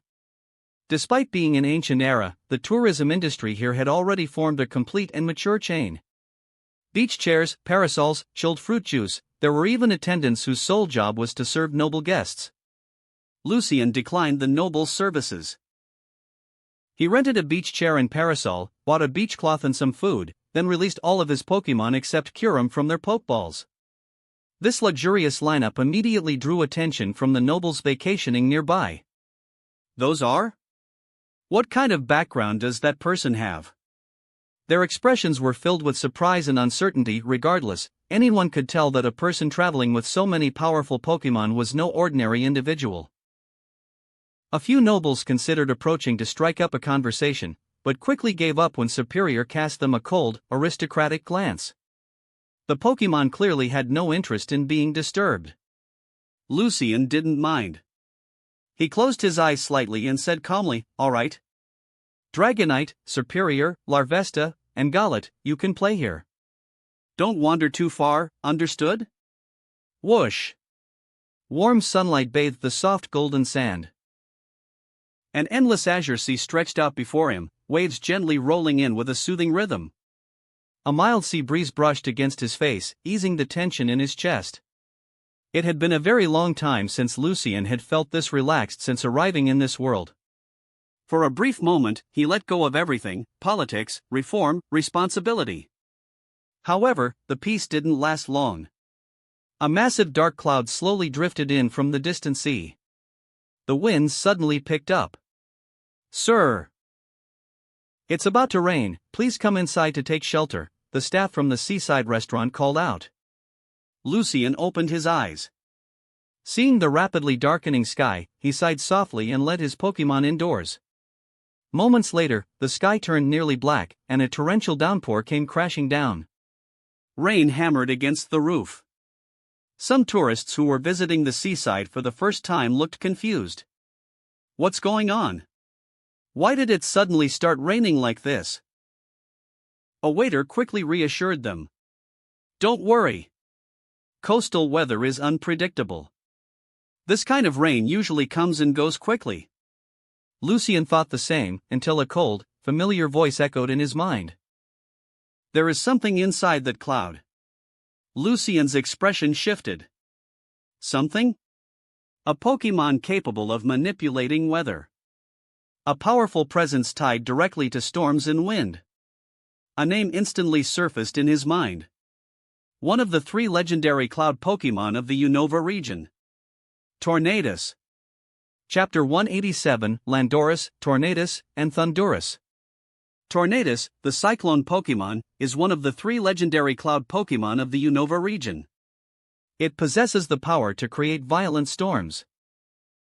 Legend says that it is the winds stirred by Tornadus that churn the atmosphere, allowing the seasons to cycle endlessly. At this moment, the sky above Undella town was completely shrouded in dark clouds. A violent storm swept across the town, its pressure so intense that even Pokémon instinctively sought shelter. Humans and Pokémon alike hurried indoors, forced back by the sudden change in weather. Before long, a torrential downpour followed. It's raining so hard. Good thing we got inside in time, otherwise we'd be soaked through. Relieved voices rose from within the shelters. As abruptly as it had come, the storm passed. Barely 10 minutes later, the rain stopped entirely. The dark clouds scattered, revealing a clear sky once more, proof that the storm had moved south. Lucien watched the direction it departed with keen interest. As far as he knew, the 3 cloud legends of Unova were exceptionally special. Tornadus stirred storms and atmospheric currents. Thundurus summoned thunder and lightning, scorching the land with wild bolts from the sky. Landorus possessed the power to nourish the earth itself. Energy flowed from Landorus's tail, restoring depleted soil and allowing crops to flourish. Legend claimed that wherever Landorus passed, harvests would be abundant. For this reason, it was worshipped as the god of agriculture, and the people of Unova had built the Shrine of Abundance in its honor. If Landorus could be guided, then agricultural yields across Unova could increase dramatically. Lucien's heart stirred at the thought. With that thought, Lucien stepped out of the restaurant. He released Curum, mounted its back, and pursued the storm's trail. Before long, a dense, heavy cloud appeared in the sky ahead. It's inside, Curum's voice echoed in his mind. Should I stop it? Lucien shook his head. Not yet. I want to observe Tornadus's path. Curum said nothing more. It concealed its presence completely, suppressing its aura so thoroughly that even a legendary Pokémon would struggle to detect it. Maintaining a careful distance, it followed in silence. Tornadus was astonishingly fast, nearly 300 km per hour, racing across the skies of Unova while dragging storms and violent air currents in its wake. After leaving Undella town, it continued southwest. That direction led toward Black City. Lucien was surprised, but before he could dwell on it, a second dark cloud suddenly manifested directly ahead of Tornadus. Lightning writhed within it. Thunder roared. Bolts of electricity struck the land below, scorching forests and shaking the earth. Lucien's eyes narrowed. Thundurus. Like Tornadus, Thundurus roamed the skies of Unova, bringing thunder, lightning, and destructive fires. Because of the devastation it caused, it was widely feared and despised by humans. That was why the people of Unova only built shrines to Landorus, not to the other 2. As Lucien gazed at the 2 storm clouds rapidly converging, another realization surfaced. The 3 legendary cloud Pokémon were vital to the balance of the world, yet they clashed with one another, much like Groudon and Kyogre. In midair, Tornadus, still moving at tremendous speed, collided with Thundurus. The sky transformed instantly. A catastrophic storm erupted. Winds screamed across the land. Lightning split the heavens, striking forests and fields alike. Within the clouds, the 2 legendary Pokémon battled. Obscured by the storm, Lucien could not see them clearly, only fleeting silhouettes revealed by flashes of lightning. Should I intervene? Curum asked quietly. Lucian shook his head. No. This is a natural cycle. After storm and thunder, the land will be renewed. Kiram gave a low hum and continued watching in silence. Far below the raging clouds, at the forest's edge between Undella Town and Black City, lay a small village. The storm swept over it mercilessly. Villagers huddled inside their homes, trembling as thunder roared overhead. Such weather was unheard of. No one could remember a storm like this in living memory. Some could not resist peering outside, desperate to understand what was happening. Then a bolt of lightning split the horizon, illuminating the sky in blinding white. With the help of the lightning, the villagers could clearly see something battling within the clouds above. "What is that?" A young man swallowed hard, his voice trembling. The other villagers also raised their heads, staring at the sky in terror. Were those Pokémon? Was this terrifying storm caused by them? But what kind of Pokémon could possess such overwhelming power? Fear and shock spread through the village like wildfire. At that moment, the sky changed again. A beam of light shot across the distant horizon, racing toward the two Pokémon fighting in the clouds. The instant it arrived, it plunged directly into the heart of the storm. So it really has come. Landorus, Lucian said softly, excitement flickering in his eyes. According to legend, Landorus would appear to stop the conflict between the wind and the thunder. The violent energy produced by Tornadus and Thundurus would be absorbed by Landorus, then returned to the land of Unova, enriching the soil and restoring balance. This was a natural cycle unique to the Unova region. That was why Lucian had not interfered earlier. As Landorus joined the clash, the battle did not intensify. Instead, it slowly began to calm. The raging winds weakened. The torrential rain eased. The lightning that had scorched the earth vanished. High above, the dark clouds gradually dispersed, and sunlight once again poured down upon the land. At that moment, wind energy, lightning, and earth power converged within Landorus, the three forces intertwining and triggering a wondrous reaction. The next second, under Lucian's watchful gaze and the astonished stares of the villagers below, Landorus erupted in radiant light. Within that brilliance, its form shifted. The cloud-riding humanoid figure transformed into a massive, orange, tiger-like divine beast. Roar! Landorus let out a thunderous cry and soared across the sky in its sacred form. Countless motes of golden light fell from its body, drifting gently toward the ground. Then, a miracle unfolded. Crops and vegetation began to grow at a visible pace. In mere moments, fragile green shoots transformed into vast fields of golden wheat. The villagers stood frozen, eyes wide. "Gods!" the old village chief whispered. Lucian observed the transformation below with calm satisfaction. Just as the legends say. As Landorus began to withdraw, Lucian turned to Kiram. "Kiram, now." Kiram immediately released its suppressed presence. Its colossal body burst forth, descending in divine majesty before Landorus. The sudden appearance startled the earth deity. Landorus stared at the towering dragon and the human upon its back, eyes filled with caution. At the same time, Tornadus and Thundurus, who had been preparing to depart together, sensed Kiram's overwhelming aura and halted. The two storm Pokémon moved instantly, positioning themselves beside Landorus. Their rivalry was fierce, but when facing an unknown external threat, they would unite without hesitation. Lucian looked at the three legendary cloud Pokémon before him and smiled.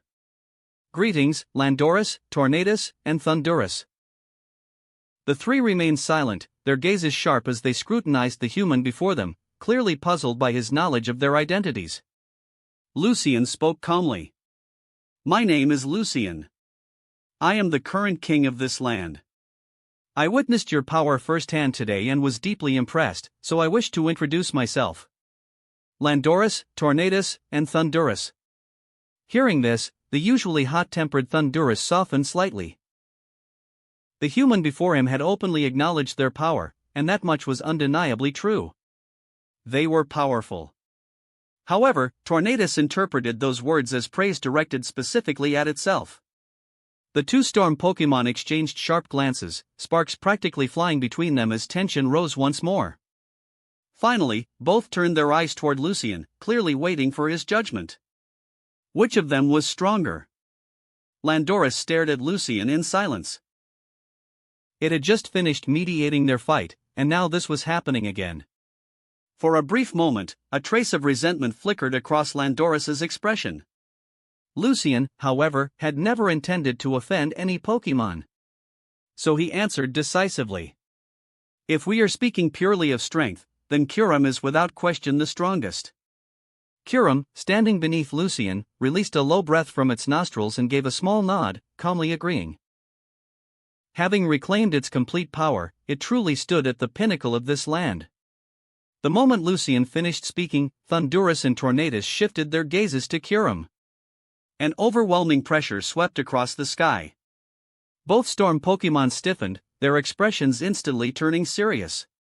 Even so, neither of them was willing to accept this without proof. They glanced at each other, exchanged a silent understanding, and then turned back toward Lucian and Kyurem. Seeing this, Lucian paused briefly before asking, "You two want to challenge Kyurem together?" Thundurus and Tornadus nodded without hesitation. Lucian then turned his gaze to the third figure. "Landorus, will you join as well?" Landorus shook its head. It had no interest in combat. Its purpose was to nurture the land, enrich the soil, and watch crops and forests flourish. Simply witnessing life grow filled it with quiet satisfaction. It indicated that the others could fight while it observed from the side. In that case, Lucian said calmly, "Kyurem, accept their challenge." Kyurem inclined its head. "Very well." Lucian released Dragonite from its Pokeball and mounted its back, moving to the side together with Landorus to observe. Thundurus and Tornadus fixed Kyurem with hostile glares. Kyurem remained utterly unmoved. Its posture was relaxed, its gaze calm and composed as it faced the two legendary storm Pokémon. Yet despite its stillness, an overwhelming sense of dominance radiated from it. The sky itself became their battlefield. In the next instant, Thundurus and Tornadus moved. From the left and right, storms capable of shredding everything and lightning powerful enough to annihilate all struck simultaneously, converging on Kyurem in a devastating pincer attack. Watching this scene unfold, Lucian could not help but feel a surge of envy. Tornadus clouds help generate wind power. Thundurus clouds help generate electricity directly. And Landorus enriches the soil, making the land fertile and crops abundant. The three cloud gods of Unova truly were perfect masters of agriculture. Faced with the pincer attack from Tornadus and Thundurus, Kyurem finally moved. Its massive body neither dodged nor retreated. Instead, it released an even more violent surge of blue lightning. The lightning seemed alive, splitting into two arcs as it surged toward Tornadus and Thundurus from opposite directions. Thundurus's proud lightning was instantly shattered. Kyurem's lightning, infused with extreme cold, crushed it effortlessly and continued straight toward Thundurus. At the same time, Tornadus's raging storm appeared fragile and powerless before the attack. Both legendary Pokémon changed expression instantly. They attempted to evade, but the lightning clung to them like a living thing, relentlessly pursuing them until it completely engulfed their bodies. Two heavy impacts followed. Boom! Tornadus and Thundurus were blasted straight into the ground, carving a massive crater into the earth. The thunderous noise sent nearby wild Pokémon fleeing in panic. A single strike. The battle was already over. Moments later, Tornadus and Thundurus struggled back into the air, their bodies covered in dust and debris. They stared at Kyurem and Lucian with unmistakable fear. Kyurem stood calmly in the sky, its expression unchanged, radiating the composure of an absolute ruler. Lucian smiled and flew forward, producing several vials from his bag. "These are potions refined from petalo leaves," he said gently. "Drink them. Your injuries will heal." Tornadus and Thundurus hesitated only briefly before drinking the medicine. Warm energy surged through their bodies, and their wounds vanished almost instantly. They lifted their heads to look at Kyurem, awe and respect filling their eyes. They could no longer deny it. The dragon before them was the strongest Pokémon they had ever encountered. The battle had ended, and the two storm gods prepared to depart together. But just as they turned away, Lucian's voice rang out. "Wait!" Tornadus and Thundurus paused and turned back, confusion evident in their expressions. Lucian looked from them to Landorus, then smiled calmly. "Landorus.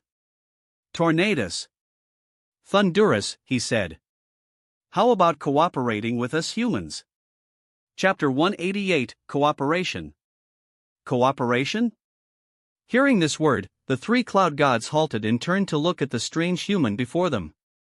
Lucian nodded, his gaze slowly sweeping across the three legendary Pokémon as he explained calmly. "It means that you help me with certain matters, and I help you in return. A mutually beneficial exchange. For example, Landorus is skilled at enriching the soil and ensuring abundant harvests. If you help the people under my rule achieve stable crops and fertile land, then I will help you fulfill a wish of your own." Hearing this, Landorus's heart stirred. The large orange tiger raised its head slightly and asked through telepathy. "Can you make the land beneath my feet bloom with flowers and grow abundant crops?" Lucian paused for a moment, then smiled in understanding. "You want this land to flourish with life?" Landorus nodded slowly. Unlike the other two, it was never fond of battle. After absorbing the energy generated by wind and thunder, it did not keep that power for itself. Instead, it returned it to the earth, making the soil fertile, the grass lush, and the crops abundant. Watching the land grow was what truly satisfied it. Seeing this, Lucian's eyes brightened. Landorus, who loves nurturing life, aligned perfectly with his own ideals. "No problem," Lucian said without hesitation. "If you are willing to cooperate with me, I will have people cultivate the land, plant crops, and grow flowers. Together, we will restore fertility to this entire region. Landorus, are you willing to work with us?" The great tiger lowered its head in thought. After a brief pause, it nodded. "I am willing," Landorus replied. "Excellent." Lucian then turned his gaze toward Tornadus and Thundurus. From what he had observed, Landorus relied on the surplus energy created by the clashes between wind and thunder.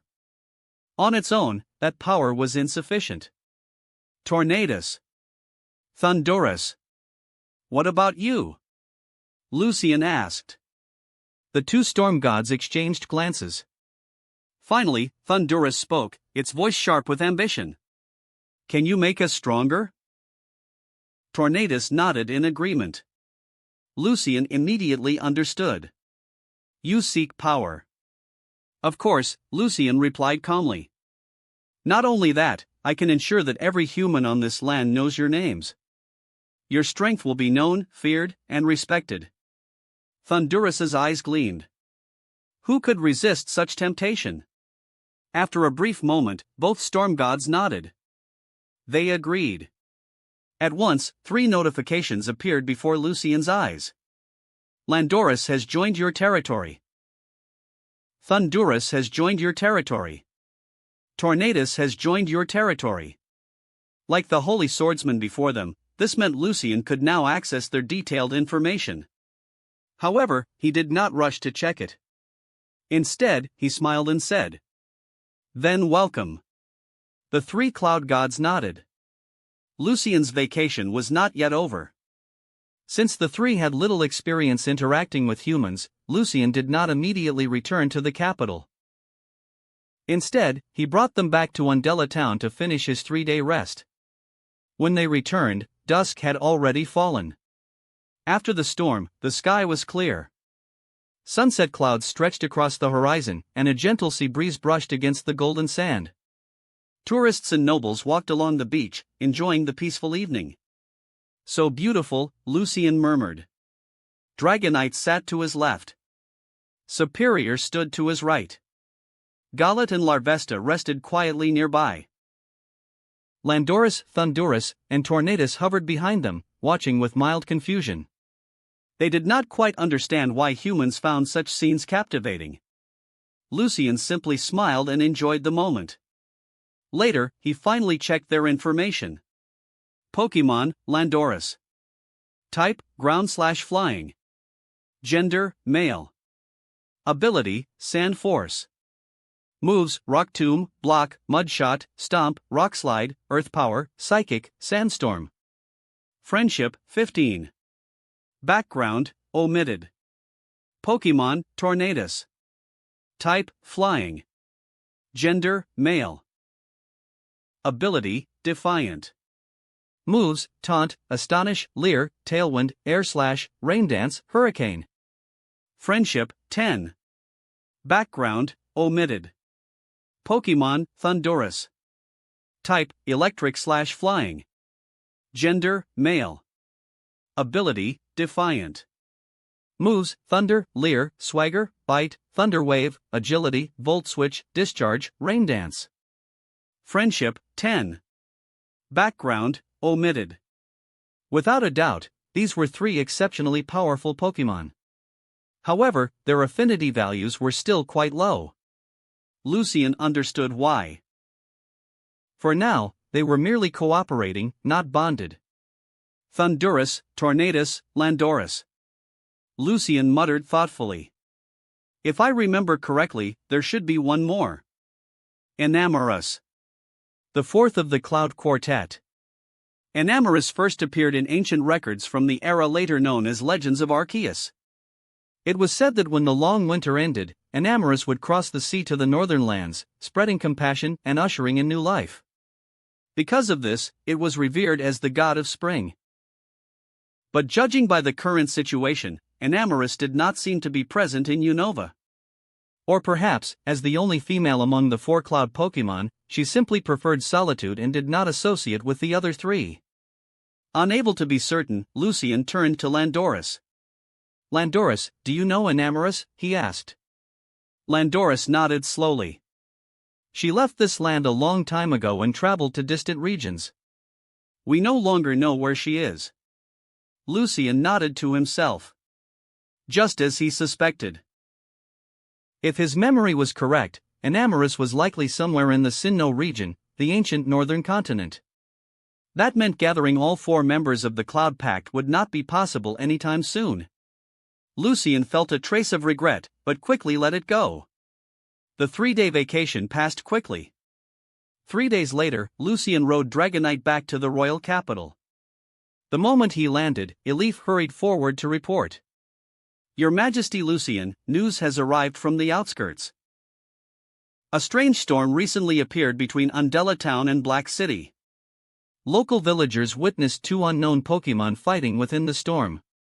Lucian raised an eyebrow. The news had spread faster than he expected. Elif continued, his tone relieved. Fortunately, the 2 Pokémon did not harm the village. According to the villagers, the storm was eventually stopped by a 3rd Pokémon. That Pokémon released a miraculous power that caused crops to ripen instantly.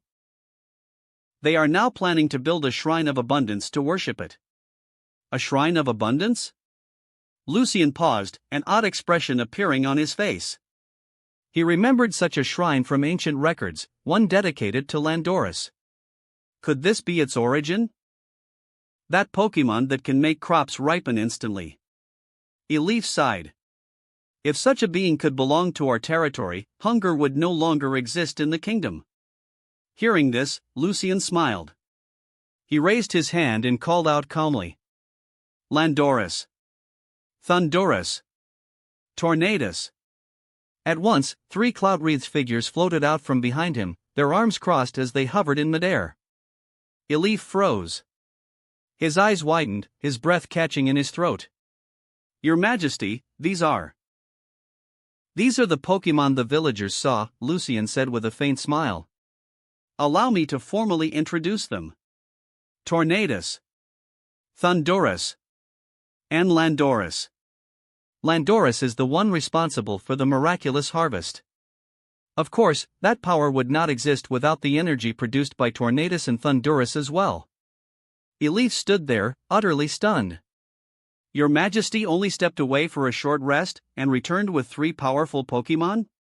Seeing Elif's reaction, Lucian chuckled softly. do not be so surprised. They have agreed to cooperate with us. Summon the ministers. There are matters to arrange. Yes, Your Majesty. Elif replied at once, turning and hurrying off to gather the officials. Soon, the throne hall filled with ministers and administrators. Lucian sat upright upon the throne, his gaze sweeping across the assembled crowd.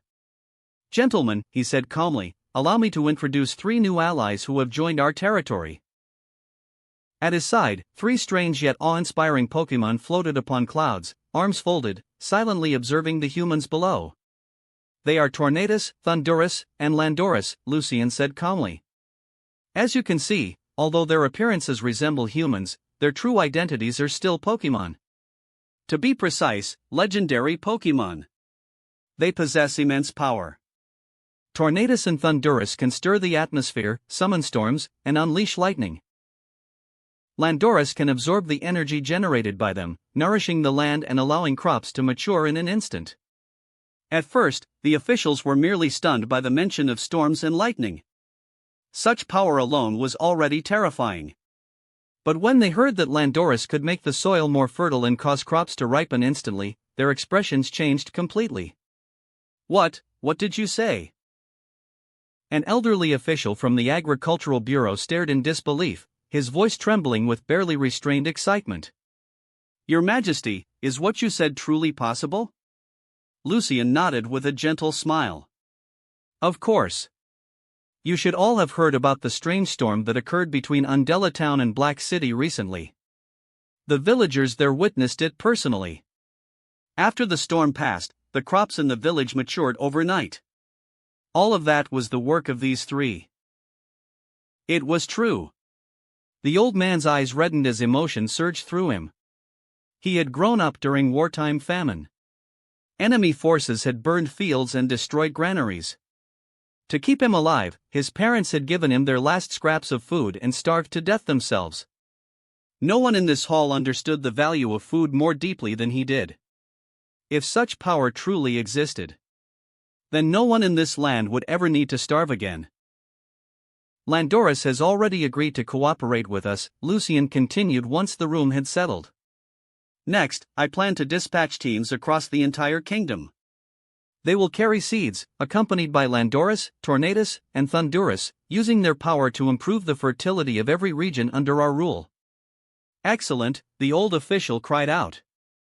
Your Majesty is truly wise. Lucian raised a hand slightly, signaling for calm. However, you must understand this clearly. Their power is meant to improve the land itself. Although Landorus can accelerate crop growth, that power is ultimately external. It cannot replace human effort forever. Humanity must rely on its own strength if it wishes to go further. Everyone present was sharp-minded. They immediately grasped the deeper meaning. Making the entire kingdom's soil richer and more fertile was already an overwhelming advantage. The future was obvious. An unprecedented harvest awaited them. Landorus's Thundurus's Tornadus, Lucian said solemnly, I ask you to work with humanity and make this land beneath our feet even more abundant. Landorus's eyes shone brightly. It had never imagined such cooperation before, but now, with humans working alongside it, its long-held wish might truly be fulfilled. Lucian then turned to a woman among the officials. Christina, I want this reported in the newspapers. Let the entire kingdom know what Landorus, Thundurus, and Tornadus have done for humanity. Lucian had not forgotten his promise. Strength alone was not enough. Fame and recognition were power as well. Yes, Your Majesty.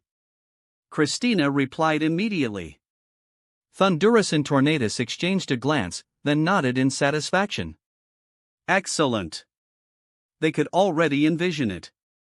People across the land calling out their names. Shrines erected in their honor. Voices raised in gratitude and awe. That feeling. It would be magnificent. Chapter 189, The Birth of the First Pokémon Scholar. After some discussion, it was decided that the candidate should come from the Trainer Association. The person needed to possess both agricultural knowledge and a genuine love for Pokémon. To ensure fairness and rigor, the Trainer Association would conduct a formal assessment before making its selection. Lucian entrusted the entire matter to the association. Once a suitable candidate was chosen, they would be brought before him and the three cloud gods. Afterward, that person would travel together with Landorus, Tornadus, and Thundurus across the Unova region, spreading abundance to every corner of the land. When that day came, Unova would become the most prosperous region in the world. The assessment would take time, and Lucian was in no hurry. After returning to Raven City from Undell Town, he immediately immersed himself once again in his official duties. Meanwhile, at number 32 Bean Dove Street, the residence of Scholar Derek. The second floor of the house had been remodeled into a research space dedicated entirely to magical beasts, now known as Pokémon. Derek had long been fascinated by Pokémon. Now that humans and Pokémon had begun to coexist openly, he could no longer suppress his thirst for knowledge. A week earlier, he had purchased several Pokeballs from the local friendly shop and ventured into the forest outside town. The experience had been chaotic. He had been chased by a Rattata, threatened by an angry Vulpix, and struck by a falling Geodude. After enduring all that, he finally encountered a Pokémon that showed no hostility toward him. It looked like a flying squirrel. Its body was mostly white, with black eyes and a small nose. Two yellow electric sacs sat on its cheeks, and a pair of large, round ears gave it the appearance of wearing a hood. Thin yellow wing membranes stretched from its limbs, allowing it to glide through the air.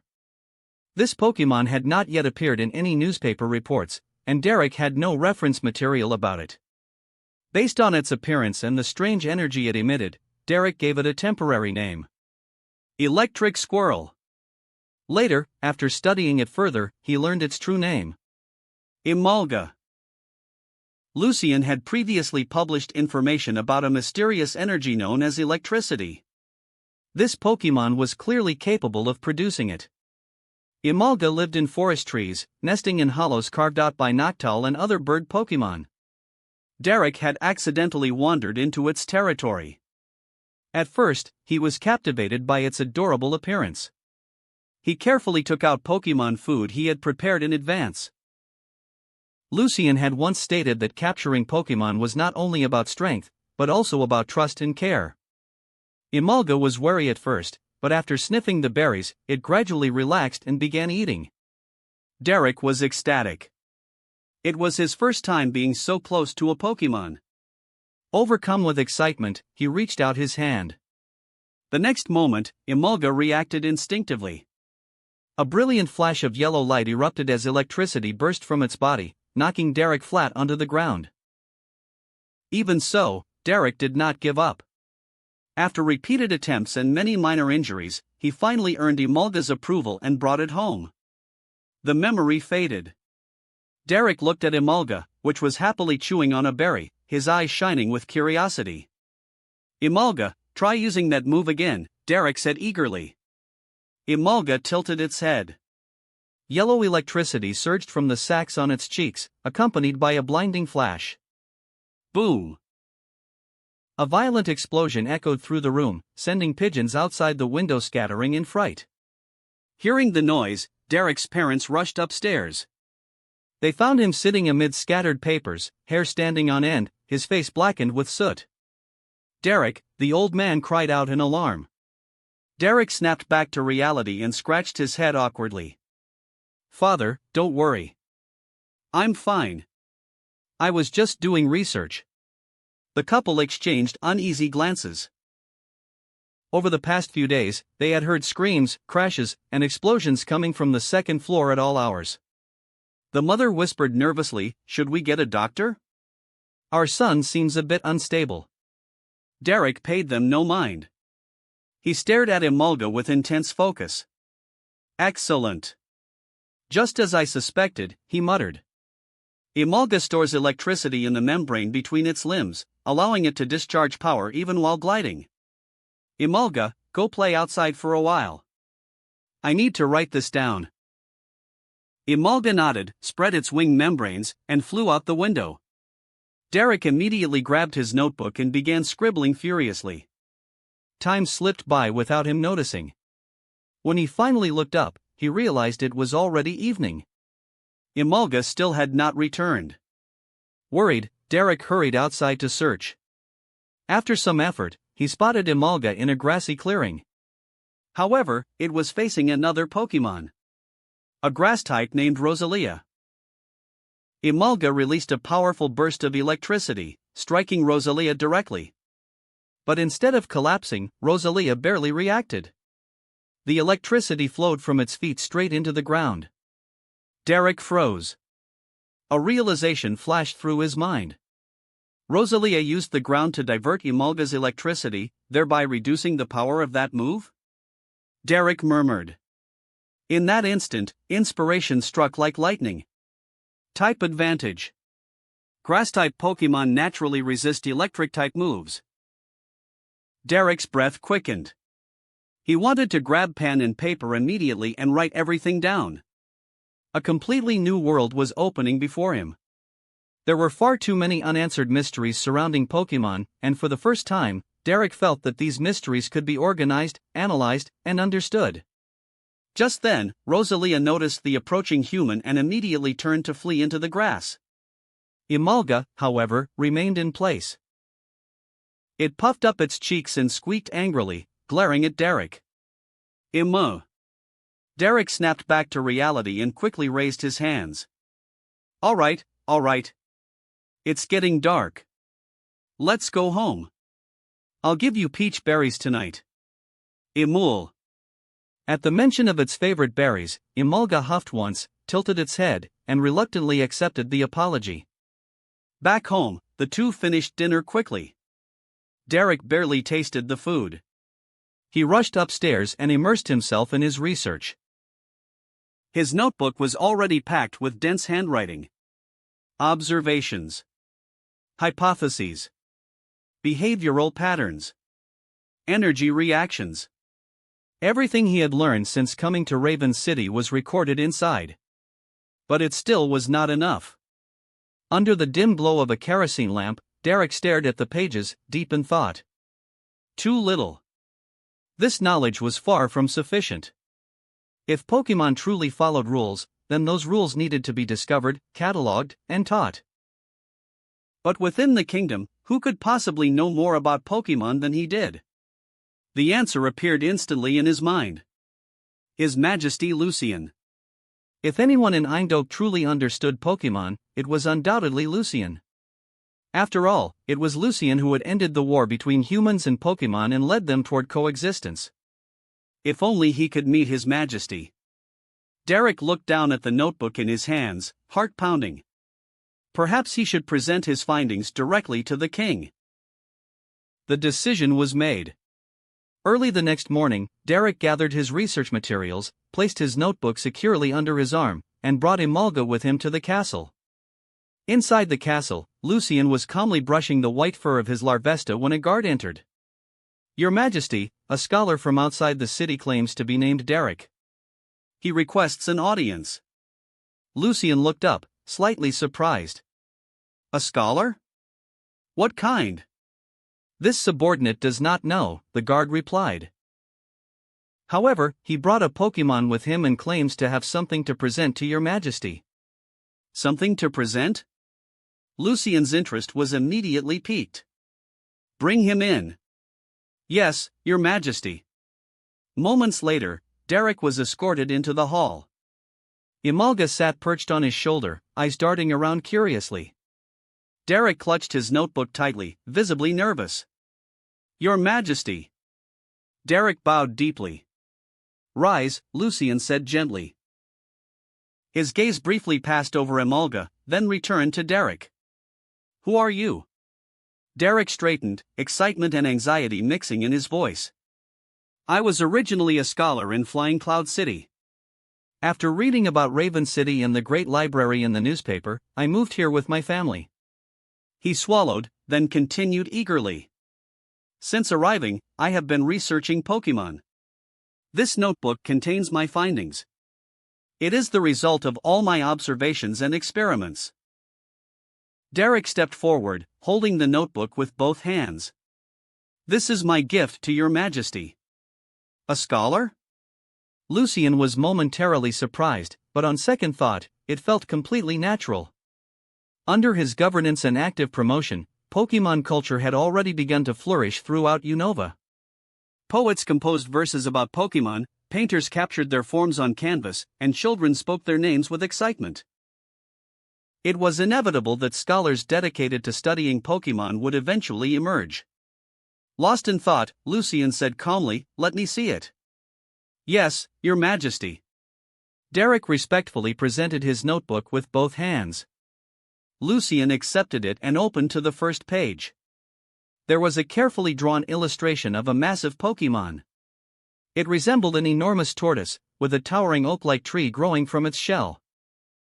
Grass, stones, and shrubs spread across its back, forming what looked like a complete miniature ecosystem.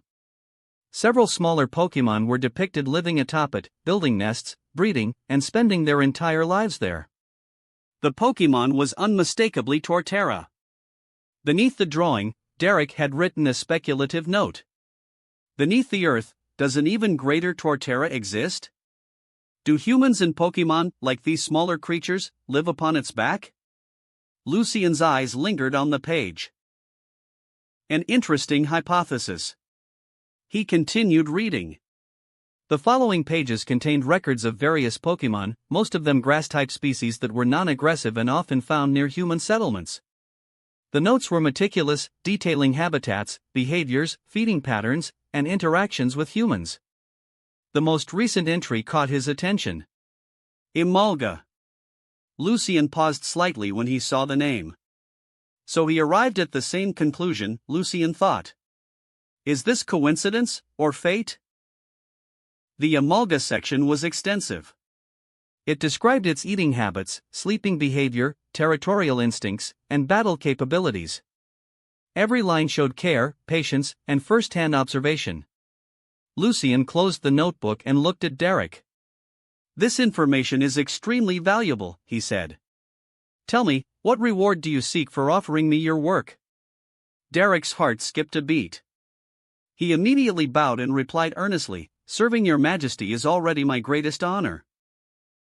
I am deeply fascinated by Pokémon. Within the entire kingdom, no one understands them better than you, so I hope to learn more from you." So it was pure curiosity. Lucien nodded slightly, then said in a measured tone, "There are countless Pokémon in this world. Even I only understand a portion of them." A trace of disappointment flickered across Derek's face, though he quickly accepted it. That was only natural. Before he could speak again, Lucien continued. "However, while I cannot teach you everything, I can support you." Derek froze. "I will sponsor your research," Lucien said. "You will investigate unknown Pokémon, record their ecology, and uncover the rules that govern them." Really, Your Majesty?" Derek exclaimed, barely able to contain his joy. "Of course," Lucien replied. "From what I see, you are truly devoted to Pokémon." "Yes." Derek nodded vigorously. Lucien smiled. The kingdom needed someone like this. He could not personally handle every aspect of Pokémon knowledge. Types, moves, behavior, ecology, evolution. One person's capacity was limited. What Unova needed was a Pokémon scholar. A researcher. Perhaps even a professor. "In that case," Lucien said, "I will fund the establishment of a dedicated Pokémon Research Institute. From today onward, you will be responsible for researching and observing unknown Pokémon across the region." "Yes, Your Majesty." Derek replied, overwhelmed with gratitude. Lucien nodded. In the future, researchers and trainers would work together. Scholars would issue research tasks. Trainers would explore the wild, observe Pokémon, and bring back data. The institute would analyze, verify, and compile the information. Step by step, the Pokédex of the Unova region would be completed. Chapter 190, The Pokémon Research Lab is established. The research lab was quickly established with Lucien's funding. The laboratory was located on the outskirts of the city, within a large manor that included a spacious courtyard. The building itself had 2 floors. The first floor was dedicated entirely to research, while the second floor served as living quarters for Derek and future assistants. The courtyard was converted into an ecological park, designed to house Pokémon involved in research. Trees, shrubs, ponds, and open grassland were carefully arranged to simulate natural habitats. In this era, humanity lacked advanced instruments such as energy detectors or internal scanning devices. It was impossible to directly analyze Pokémon energy flow or internal structures. As a result, all research relied on careful observation, long-term monitoring, and comparative experimentation. To prevent unethical practices, Lucien personally enacted a research protection law, strictly forbidding scholars from harming Pokémon during experiments. Any violation would be treated as a serious crime. Even with these restrictions, Derek felt nothing but satisfaction. Pokémon are so adorable, he thought. How could anyone ever want to hurt them? Ima? The Amalga perched on Derek's shoulder looked around curiously at its new home, its eyes filled with excitement. Lucien glanced at the small Pokémon, then said calmly, "The research funds will be delivered shortly. From now on, you only need to focus on your Pokémon research." "Yes," Derek replied energetically. "I will absolutely not disappoint your Majesty." "Very good." Lucien nodded with a smile. "There is one more task I need you to take on." "Please give the order, Your Majesty," Derek said seriously. "I will do my utmost." "I want you to compile a Pokédex," Lucien said. "A Pokédex?" Derek froze for a moment. "That's right," Lucien explained. "There are countless Pokémon in this world. If humans want to understand them properly, they must be classified and recorded in a unified system. Pokédex. Pokédex. Derek repeated the word softly, then his eyes lit up. "That's brilliant! When people encounter unfamiliar Pokémon, they can consult it directly." Lucien nodded. "Exactly." However, Derek soon hesitated. "Your Majesty," he said carefully, "the number of Pokémon around Lucien City is limited. With only these species, it will be impossible to complete a full Pokédex. I also cannot travel freely to other regions to observe Pokémon in the wild. After all, Pokémon inhabited mountains, forests, oceans, skies, and remote regions that were inaccessible to ordinary scholars." Lucien smiled faintly. "You don't need to worry about that." Derek looked up in surprise. "You already have a plan?" Lucien nodded. At present, the number of Pokémon suitable for novice trainers was still limited. Even more importantly, the kingdom had to ensure that every school-aged child would eventually have access to a Pokémon. Trainers were the bridge between humans and Pokémon. However, the relationship between humans and Pokémon in this era was still far from the harmony seen in legends and stories. For safety reasons, Lucien had deliberately raised the age for receiving a starter Pokémon from 10 to 15. Before receiving a starter, children were required to attend school for standardized education.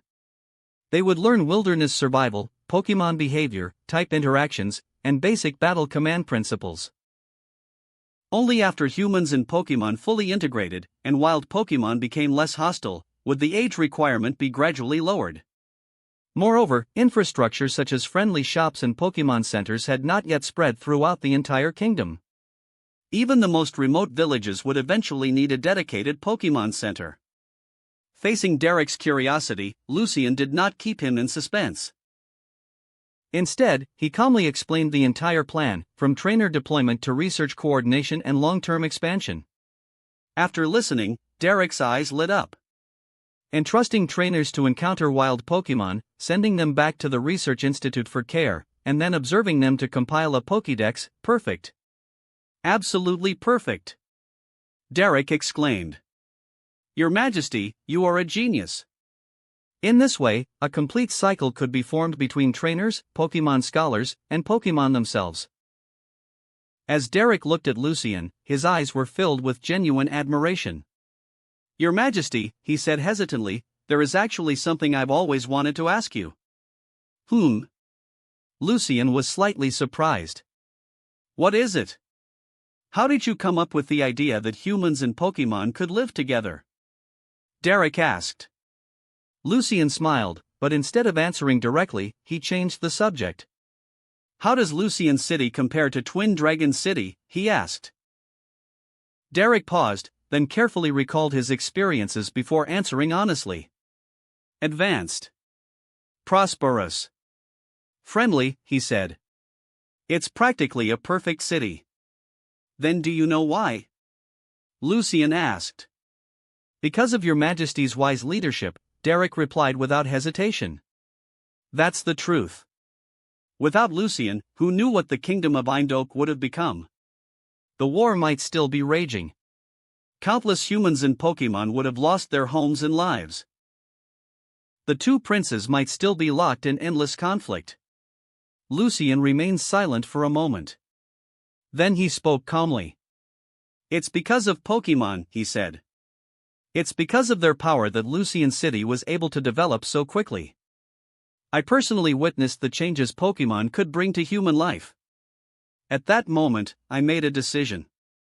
Since humans and Pokémon both live on this land, why can't they coexist peacefully? Derek's admiration deepened even further. And now, Your Majesty, he said earnestly, you've proven that it's possible. Lucian smiled faintly. This is only the beginning. It was now the 150th year of the kingdom calendar. Lucian had transmigrated into this world in the 148th year. Without realizing it, 2 full years had already passed. Time truly flew by. After finishing all the affairs of the Research Institute, Lucian turned around and left, returning to the castle. Elif, how is the envoy team doing? Lucian asked. Back in April, he had dispatched an envoy team in the name of the king to promote Pokémon culture throughout the kingdom. Their task was to teach people how to coexist with Pokémon and how to use Pokémon's power to improve their lives. Their mission was to prove, through action rather than words, that humans and Pokémon could live together. To better convey this idea, Lucian had deliberately drawn inspiration from Team Plasma's rhetoric in the anime, adapting their persuasive speaking style to promote coexistence rather than conflict. The envoys traveled everywhere, from cities with hundreds of thousands of inhabitants to remote villages with only a dozen households. Your Majesty, Elif reported respectfully, the envoys have sent back news that everything is progressing very smoothly. However, due to the sheer number of villages within the kingdom, they will still need some time to complete their mission. That wraps up this part of What If Transmigrated to a Medieval Pokémon World. Thanks so much for listening. As always, new parts drop every 4 days, so be sure to stay tuned. Also check out my Patreon channel for early releases of all the series, where you can find all the series released one day ahead of YouTube. If you enjoyed the video, don't forget to like, subscribe, share it with your friends, and please consider supporting the original author as well. See you in the next one.